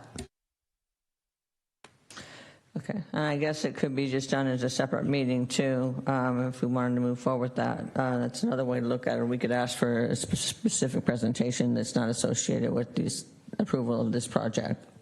That's another way of going about it. Okay. How long did they take to present, the vendor, on this? I think we had an hour worth of time with them. We had the opportunity to ask questions. They had a demonstration, a video demonstration of how it works, showing an animated video of how someone would, drop off their car, how the lift system would work, and how they would retrieve their car. So I think we would benefit from having something like that, but I would hesitate to have it during a normal planning commission meeting. Perhaps it could be set up. Yeah, I'm going to change my vote, or if I was doing a straw vote here, that since we can have that kind of presentation at a later date, maybe as a study session, I don't know how you do it, but not attached to this project, that my vote would be yes. I also would vote yes on this. I was reassured by the fact that the code requires the number of parking spaces be available. So if the machine stops working, there is some recourse for the city. And I think our responsibility is to ensure the promised parking is really available over the course of the building. And I think that the code enforcement is as much as we can ask in that regard. So I'm good with the parking arrangement. Yeah, I think we've demonstrated our concerns about the parking system enough. Tonight I would support all 4 of these motions, but I didn't mean to interrupt you. Oh, John. No, not at all. I was just going to say that I do think all of our concerns are warranted on these automated parking structures, and I do think our level of education needs to be increased. So what we would accept staff's guidance on how we can best get up to speed on them, and I think we should go into those meetings with an eye on, do we need revision to our zoning to address the ongoing regulation monitoring? I mean, I think it would be likely analogous to what we do with elevators in town. I don't see how it wouldn't be. So I think going in, approving these without knowing we have some and I don't know if the state's going to do it. I think they manage the elevator regime, so I don't know if the state's kicking this around, but it strikes me as, these are going to be put in and regulation's going to catch up to it, and, we at least need to have some understanding we're doing that. So that meeting is what I would like to get out of it, is just understanding a little bit better what we're getting into as we approve these things. And then, so I don't see a need to hold up this project for that review. But just in general, I'll just restate, I will take a very dim view of any commercial project seeking plan development exceptions to fit one of these automated parking systems in. I'm good with resolutions 1 through 3, but I wonder about number 4. So that's supposed to be development loan agreement, right? That's the typo. And I don't know if I understand enough about the loan agreement to really cast a vote one way or the other, where I understand what I'm voting for. Heather, our public commenter, asked questions about why that would be needed, and so that one I'm feeling a little low on my understanding of what we're signing on for. It is just a recommendation to the City Council, I think, but if we are recommending, then we should know what we're recommending. So that's my one question mark. I think we were recommending the 75-year, if I read correctly. The 75-year, or is it that $5 or $7 million loan? Well, the terms are, and I see your concern about this, but the terms are, within the purview of the City Council. This is a requirement under state law that you kind of approve the concept of the agreement, and we tried to lay out the information that we had for you. The loan amount will be either the $7.3 million or the $5.8 million, and the term is still being negotiated. It's going to have those provisions in it. It'll have protections for the city related to like any typical loan. It'll be secured by the property in some way, and it'll have default provisions if they don't live up to the terms of the agreement. But if it might satisfy you to make sure that, and I have to look at the ordinance or the proposed ordinance, but it usually has a provision that I'm charged to review the document, and then the City Council relies on my advice in approving the document. So I mean, that's all we have for you tonight. I think in a nutshell, we don't have all the details of the agreement, but it's the concept of loaning money to subsidize the project through the disposition and development loan agreement. Well, that helps me somewhat. I mean, I think we all agree in our desire to enable the affordable housing, and if that is a mechanism to do that, then I would endorse that in concept. I mean, That's my sense of it, is more we're okay, I think, with the City Council negotiating the specifics on the loan, the interest rate, the size, et cetera. I think it's this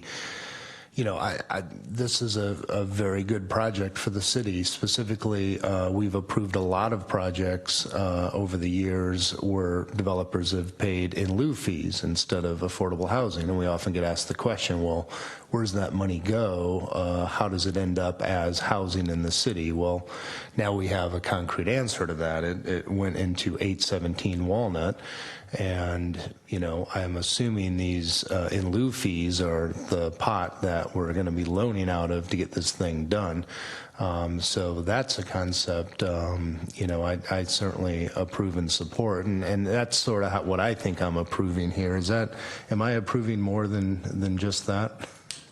I think it's important to also look at state law and why they're asking the Planning Commission to have the review authority, and it's really putting your land use hat on. So it's the disposition of city property for use as affordable housing, and so that's kind of what you want to focus on. Also, some other development agreements also talk about exchanges, right? So what is the developer getting and what's the city getting in exchange? And so for this one, it's the affordable housing provision.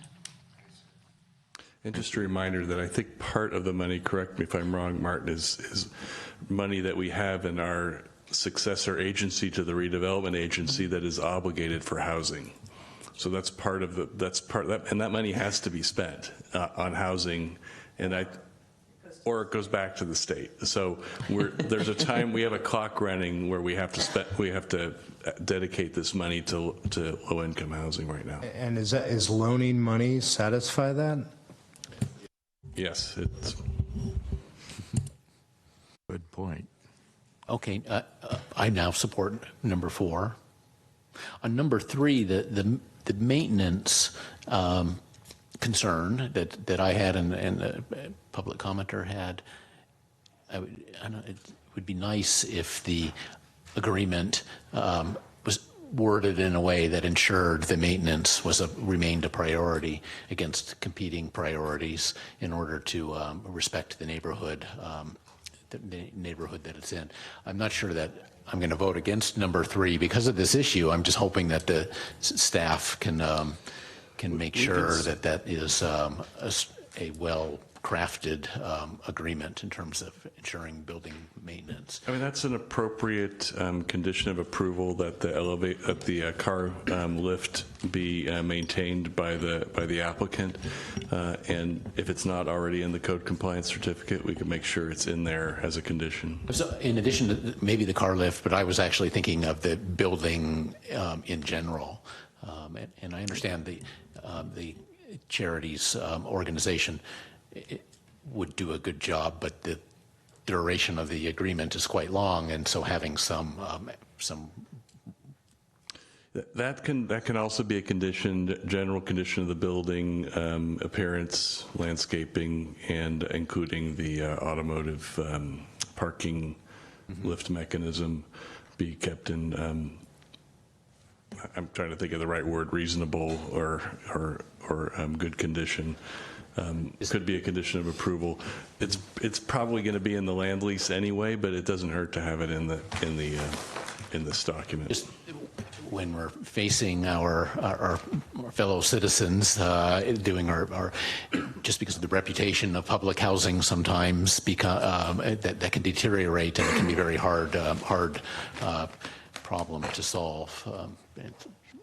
So would the other commissioners be supportive of of beefing up, asking that conditional use statement be crafted by the city, by the staff to help ensure maintenance?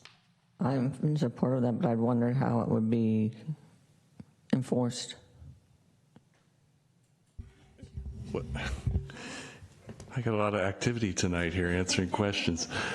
There's 2 ways it's going to be enforced. One is through the planning department. If there's a complaint about 20 years from now or something, when the paint's peeling off or something, or the landscaping's dying, we will hear about it, and then the planning staff at the time will look at the conditions of approval that you're considering adding, and say, yes, there's a requirement that you need to maintain it. And then that would start in our code enforcement process. It starts with a letter, and then it can result ultimately in a legal judgment that requires them to do what they're supposed to do on the condition. And then keep in mind, in the background, there's going to be the land lease. And the land lease is going to have, and our current land leases have that, the one in Izzy's that was mentioned before, Izzy's and the Burger King, those have provisions of property maintenance that are in them now. So I anticipate the land lease for this would also have those provisions. So there'll be 2 ways that the city is protected.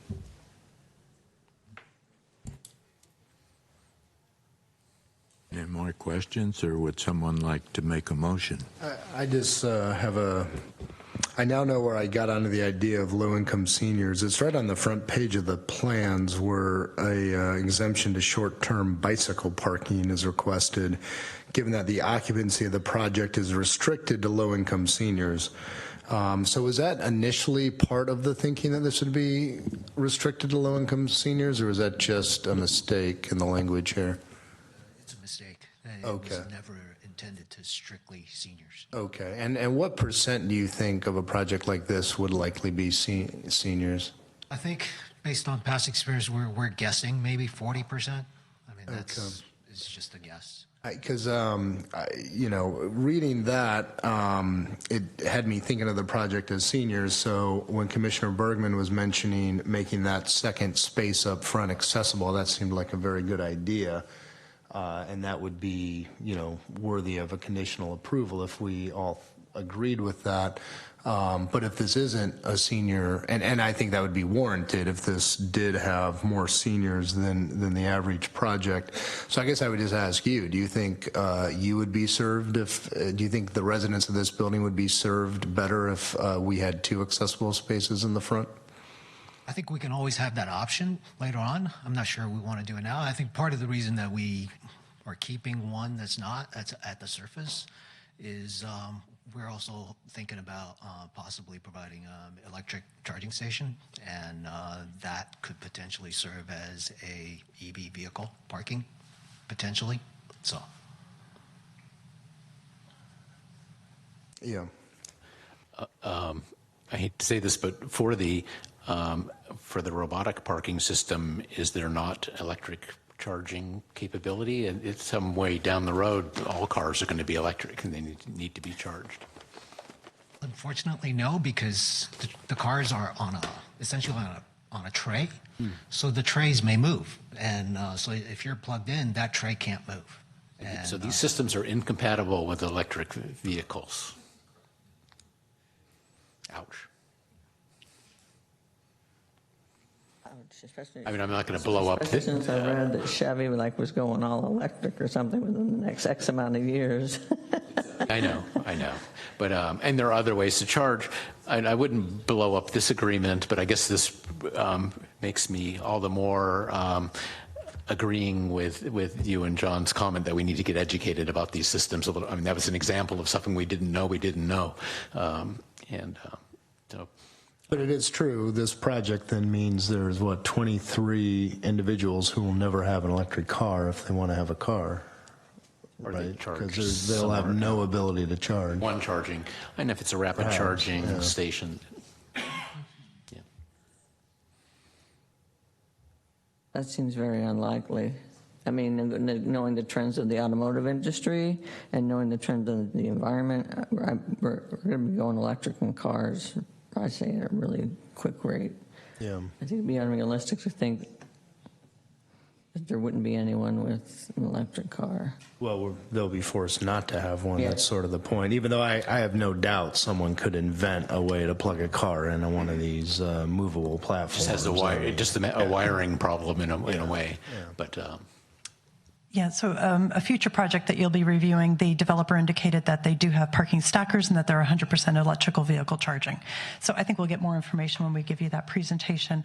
Also, that if they had one spot, that could be a vehicle charging spot. Once your vehicle's charged, you can move it back into the parking stacker system. We're also trying to have more public charging systems as well. Later, you'll see in the CIP budget, they're looking to add more to Wheeler Plaza, and we're looking at other places to have more as well. I have a question. Since there is the ability to do that, can we make that a condition that we would have that this parking lift system be made available to support electric? We should be able to make that a condition then. So I'm not sure if it's the exact same system, if it's a puzzle or if it's a straight stacker. Each system's a little unique, and so I wouldn't recommend adding that condition to this development at this time. You would or wouldn't? Would not.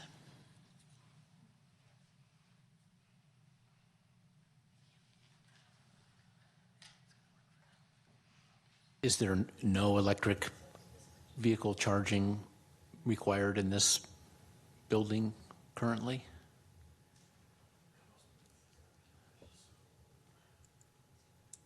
California Building Code requires that we prep for electric vehicle. So those are conduit that'll run to the space that we've been looking at as the potentially second accessible spot. So that's all the code requires. That's all that's will be built day one is the ability to add a system like that in the future. Thank you. Yeah, I suppose I want to do something with that parking spot as far as, if no one thinks that needs to be accessible because this isn't a senior flavored project, then perhaps we should require that be wired for electric vehicles, since that whole stacker system likely will not be.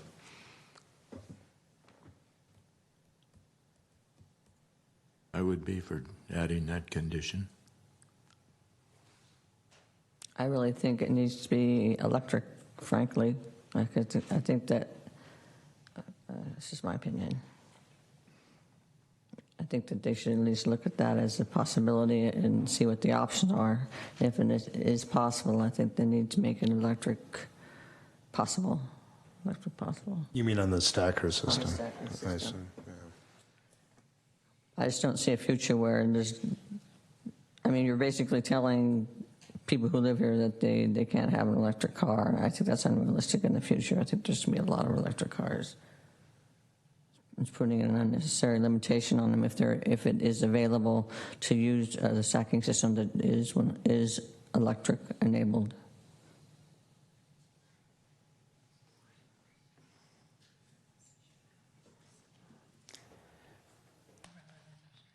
Jen, and I agree with your concern. I'm trying to balance that against my desire to keep an affordable housing, a great affordable housing project momentum going forward here. So I don't know. I'm trying. It's a tough one. You don't have to approve this number 3 tonight. We can continue it and ask the applicant to come back with information, whether it's possible, not possible, what the possibilities are. We don't have to approve or disapprove. We can always continue. I mean, I'm not going to, yeah, I've said what I need to say. Anyway. I just want to add one thing about the electric vehicles, charging stations. I mean, I think right now we're certainly cost challenged in all of our projects. We just got a cost estimate back on Friday from a general contractor for another project we're working on, and they're 20% over what we have planned. And so even before we start, we're already behind the 8 ball. And so we're constantly fighting between kind of all the features that's nice to have versus what we can truly afford. And so I'm hoping that we could have a place where, we're happy to check out the options that's available to us, but I think we also want to be realistic about what we can really afford to build. And for me, the most important part is getting the housing that's affordable to the residents who needs it the most.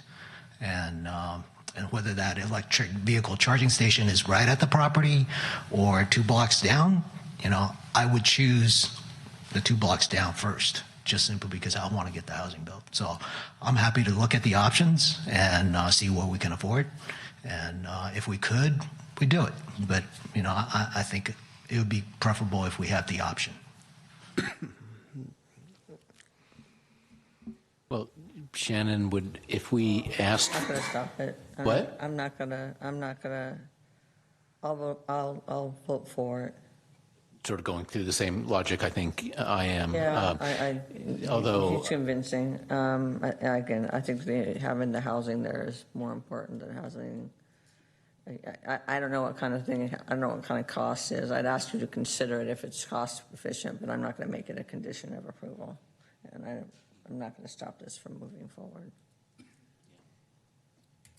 Just a question, maybe for you, Lisa. What are the state mandates right now for electrified parking? If this was a standard project before us, are there any requirements, or is it just if we're going to give you exemptions for planned development, we can request these? Yeah, so the current requirement for the green building code is that you have one space be available for future electric vehicles. So as the architect indicated, they'd run the conduit to that location, but you're not required to provide it at today's building code.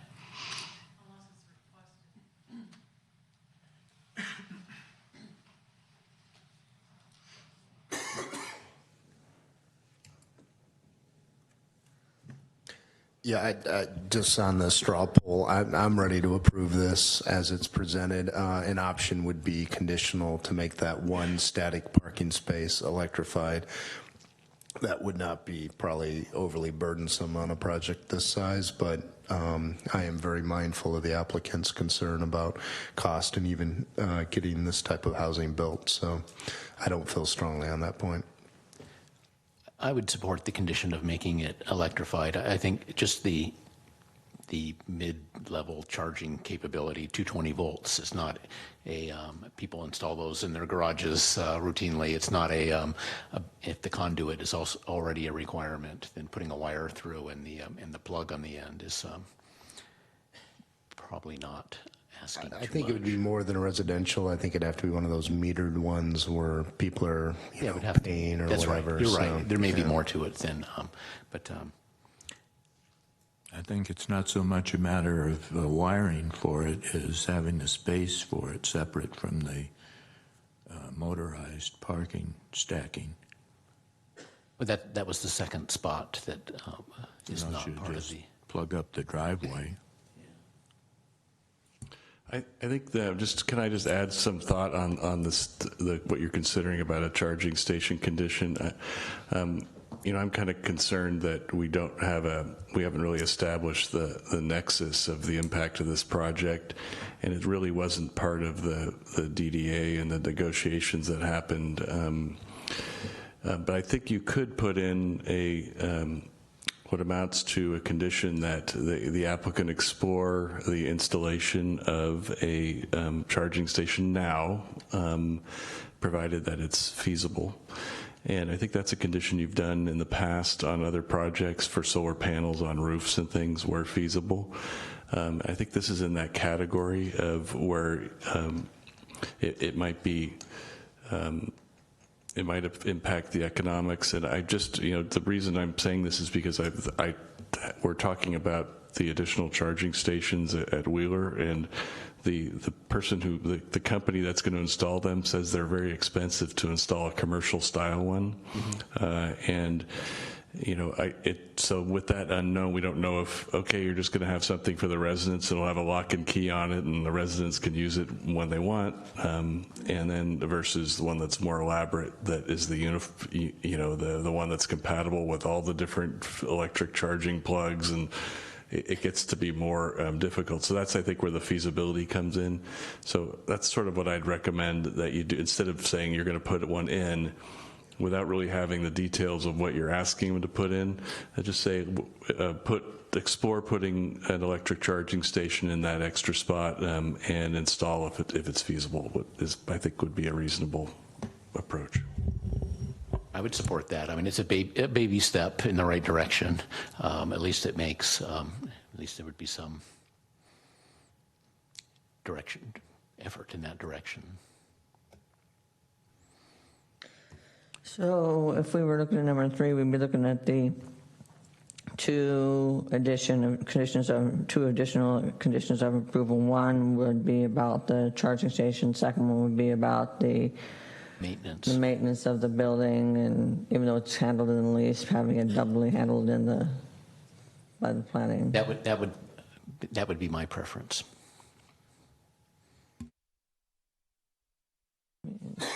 I'm fine with both those. Okay. In that case, I would like to move that we approve all 4 of these. So Well, you've approved the first one, so we're on the. You should go in order of 2 through 4 as separate motions. I'll and make the conditions you're talking about are attached to number 3. So for number 2, I move that the Planning Commission adopt the resolution recommending the City Council adopt the planned development ordinance and the planned development plan based on the required findings. I'll second it. Commissioner Roof? Yes. Commissioner Dugan? Yes. Vice Chair Bergman? Yes. And Chair Bradley? Yes. Thank you. Okay, 2 down, 2 to go. I move that the Planning Commission approve the design review, conditional use permit, and transportation demand management plan based on the required findings and subject to the conditions listed in the certificate, and the 2 conditions of approval that we've discussed that the city staff will prepare the wording for. Let me just see if I can, for the record, kind of describe what those 2 additional conditions would be. Thank you. One of the conditions would be that the applicant explore the feasibility of installing an electric charging station now in the extra parking place on the ground floor, if feasible. And then the second one is that you are conditioning the project approval on the requirement that the applicant maintain the building in a I'm trying to think of the qualifier, in a reasonable manner for the lifetime of the project, including the landscaping, the exterior surfaces, and the parking lift mechanism. I second that motion. Commissioner Roof? Yes. Commissioner Dugan? Yes. Vice Chair Bergman? Yes. And Chair Bradley? Yes. I move that the Planning Commission recommends the City Council adopt an ordinance approving the disposition and development loan agreement for use of the site as affordable housing. I'll second. Commissioner Roof? Yes. Commissioner Dugan? Yes. Vice Chair Bergman? Yes. And Chair Bradley? Yes.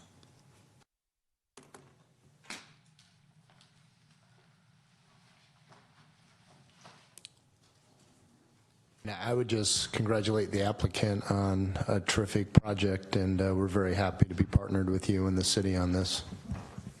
Yeah. Yes, congratulations. Yep. Thank you for coming and doing the hard work. All right, that concludes that project. We have one other item added for today. The resolution of the Planning Commission of the City of San Carlos finding the proposed new programs for inclusion within fiscal year 2018 to 2020 capital improvement program in conformance with the City of San Carlos general plan. Yes, good evening, Chair Bradley and Commissioners. My name is Lisa Porras, Planning Manager, and I'll be giving this presentation to the Commission this evening. Normally, we generally bring this forward during the 2-year budget cycle, and any updates to the capital improvement plan, capital improvement program that are proposed as part of that budget process. And then what typically happens is we have a mid-year budget review, any adjustments that need to be made, including any new capital improvement programs that are requested, are then presented to the City Council for their consideration. So what we have before the Commission this evening is a total of actually 6 new projects, and it was 5, but the City Council had a study session just very recently on May 28th, and they added in a 6th. So that information was included on the dais this evening, and we provided additional copies at the back of the room next to all of the other handouts, and I'll discuss that as we go along. So just for the record, there is a modified resolution that accounts for that 6th project that was just added by the council, and then also a description of that project and some corresponding general plan policies that support that. So with that, I will go ahead and start. Just a little bit of background. The Capital Improvement Program is essentially a plan that identifies all public infrastructure improvements that the city will carry out in generally over a 5-year period. So the CIP is generally a 5-year plan, and the city periodically reviews it and updates it as necessary. This plan for capital improvement projects, those need to be consistent with the city's general plan. Of course, we wouldn't want to be adding projects to the city budget that weren't compliant with the city's general plan. So part of that process affords the Planning Commission with the opportunity to look at the projects and find that they generally are supported to be carried out under city general plan goals and policies and objectives. As I mentioned, as of the writing of this report and when it was distributed, there were only 5 new projects identified, but then just recently on May 28th during a study session, the council identified a 6th. So this slide here just presents all 6 of those proposed new programs. One involves the possibility of creating a downtown plan of some sort, and I'll get into that detail a little bit later. Another project has to do with installing and designing locations for cameras within the new Wheeler Plaza public parking garage.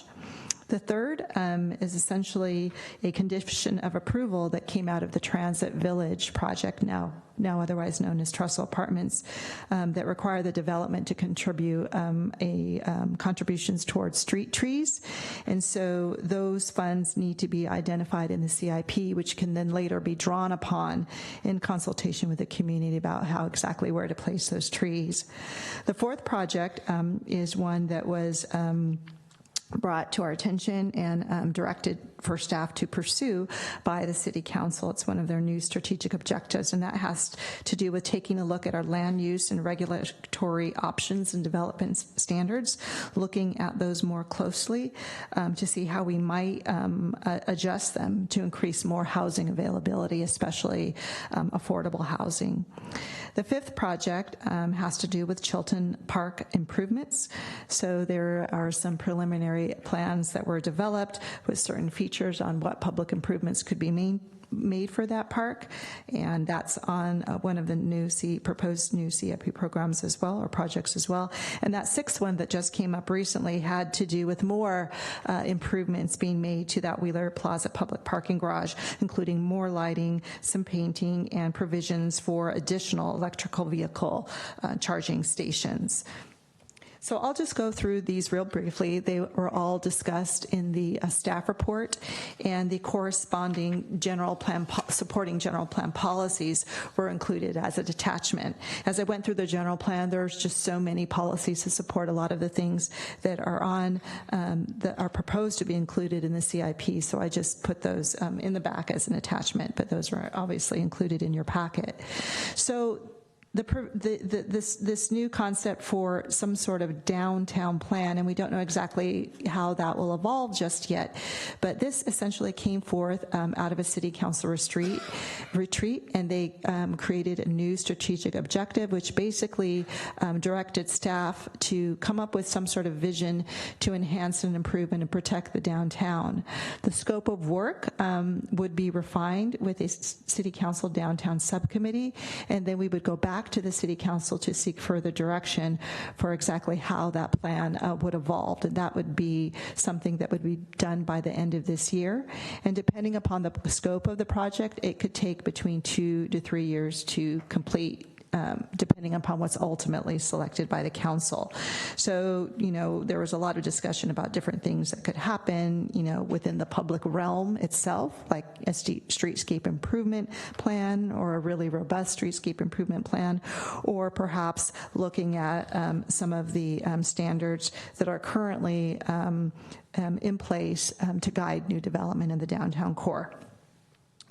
The second project proposed, as I mentioned, is really just essentially that, looking at a study to review the design and placement and number of cameras in the Wheeler Plaza public parking garage to provide for enhanced safety. And additional features that would be looked at is emergency call stations, and all of this is to provide added security and protection for that new public garage that the city now has. I don't know if I need to elaborate further on the street tree fund, but as I don't think, so it's been quite a while. There's no commissioners here that were on the, except for Shannon during the review of the Transit Village, but essentially this amounted to a condition of approval. So there is a developer-funded component to this, and it needs to be memorialized in the CIP, so those funds can be reserved in their own set bucket of money, which can then be distributed to the East San Carlos neighborhood. I know Scott Marshers would feel proud. And we have received the funds, so they just need to be memorialized. The fourth project came out of the City Council retreat earlier this year, and they made it a strategic objective when they passed their strategic objective plan. And they basically are directing staff to address zoning regulations and look at all of our housing programs in aim to increase availability of all types of housing, including especially affordable housing. This essentially came up and was discussed at a subsequent housing study session that staff had with the council. There was a lot of discussion about how the city is essentially doing well on meeting its overall housing needs and just straight numbers. But where we were falling short is, of course, getting the affordable housing and lower income housing to be built in our city. So the council finds this to be of utmost importance. So they want us to take another look at our regulations, to look closely at our parking standards and other standards, our below market rate housing ordinance. There's a whole host of different programs we can look at to see how we're doing and make sure that we're doing all we can in order to support housing in the city. Lisa, if I could just pause you for a second. I live on Chilton Avenue, about 100 feet away from this park. Is that something so I recuse myself from this particular item, or? Yes, you should. Okay. I think you could. I think the best way to do it is we should defer the. It's one action. Yeah, I think you probably, in an abundance of caution, you should recuse yourself on it, because the this particular item does affect you differently than the public generally, since you're within the 500 feet of the project. Okay. So, sorry about that. So yeah, you have to leave the dais and stand outside and recuse the whole of all five. Yeah, because it's not broken out separately, I was trying to think if there's a way we could kind of separate out the Chilton Park improvements from the resolution, but I don't think we can at this point. Sorry about that.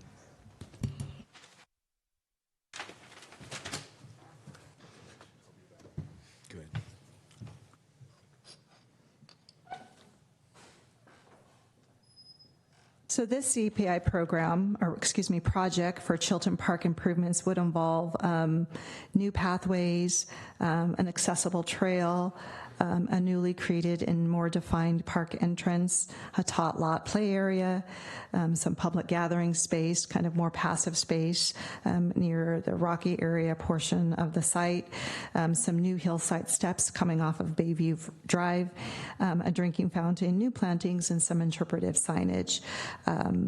This is described more completely in the staff report, but essentially the funds would initially be used to complete the design of the project, and where funds to actually construct it would come forward to the council at a later date.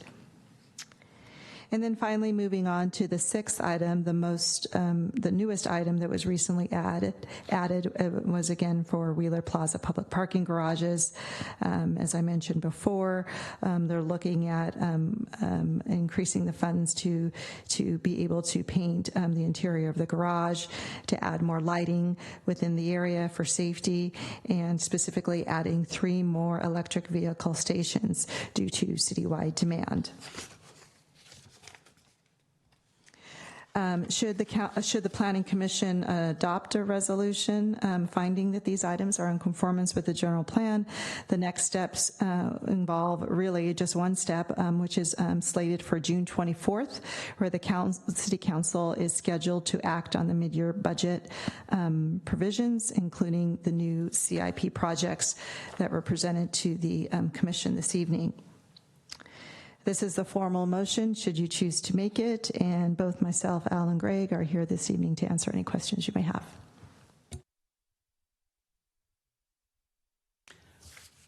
Looks good to me.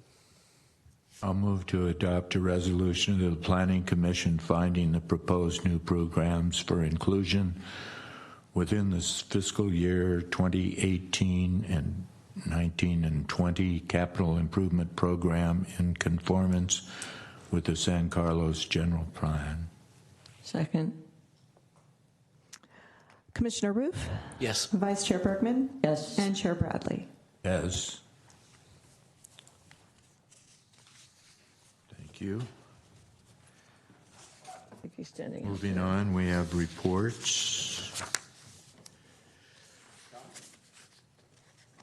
Oh, yeah, get John back.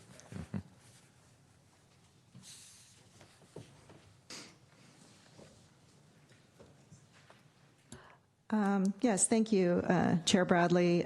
Staff does not have any items to report on with respect to recent City Council actions. Okay. Anything the Commission wants to report on? Well, we're going to have a scheduled meeting as usual in 2 weeks, as far as we know. Yes, I was going to do that at the end, but certainly, no, that's certainly fine. Yes, we are scheduled to have a Planning Commission hearing on the 17th of this month. It would actually be a light agenda. Some things got moved around, but we do have an application for a use permit for a new gym proposed at 930 Commercial, so that'll be coming before you. We also have election of officers, so it's that time of year where the Commission will select a new chair and vice chair, as well as a member of the Commission to serve on the RDRC. And then also, it will be Commissioner Bergman's last Planning Commission hearing, concluding her 6-year term on this commission. I cannot believe it's been 6 years, but it has. It goes by quite fast. So we'll be recognizing Shannon as well that evening. Thank you for that. Okay. We're going to miss her. Just a heads up, I'll be out of town and unable to attend on that date. In 2 weeks. Okay, on June 17th. Yes. Okay, thank you. Better be careful, you might get volunteered for something. The concern did cross my mind. I nominate any absent commissioners to the RDRC. All right, if there's nothing else, I adjourn the meeting. Thank you all for coming.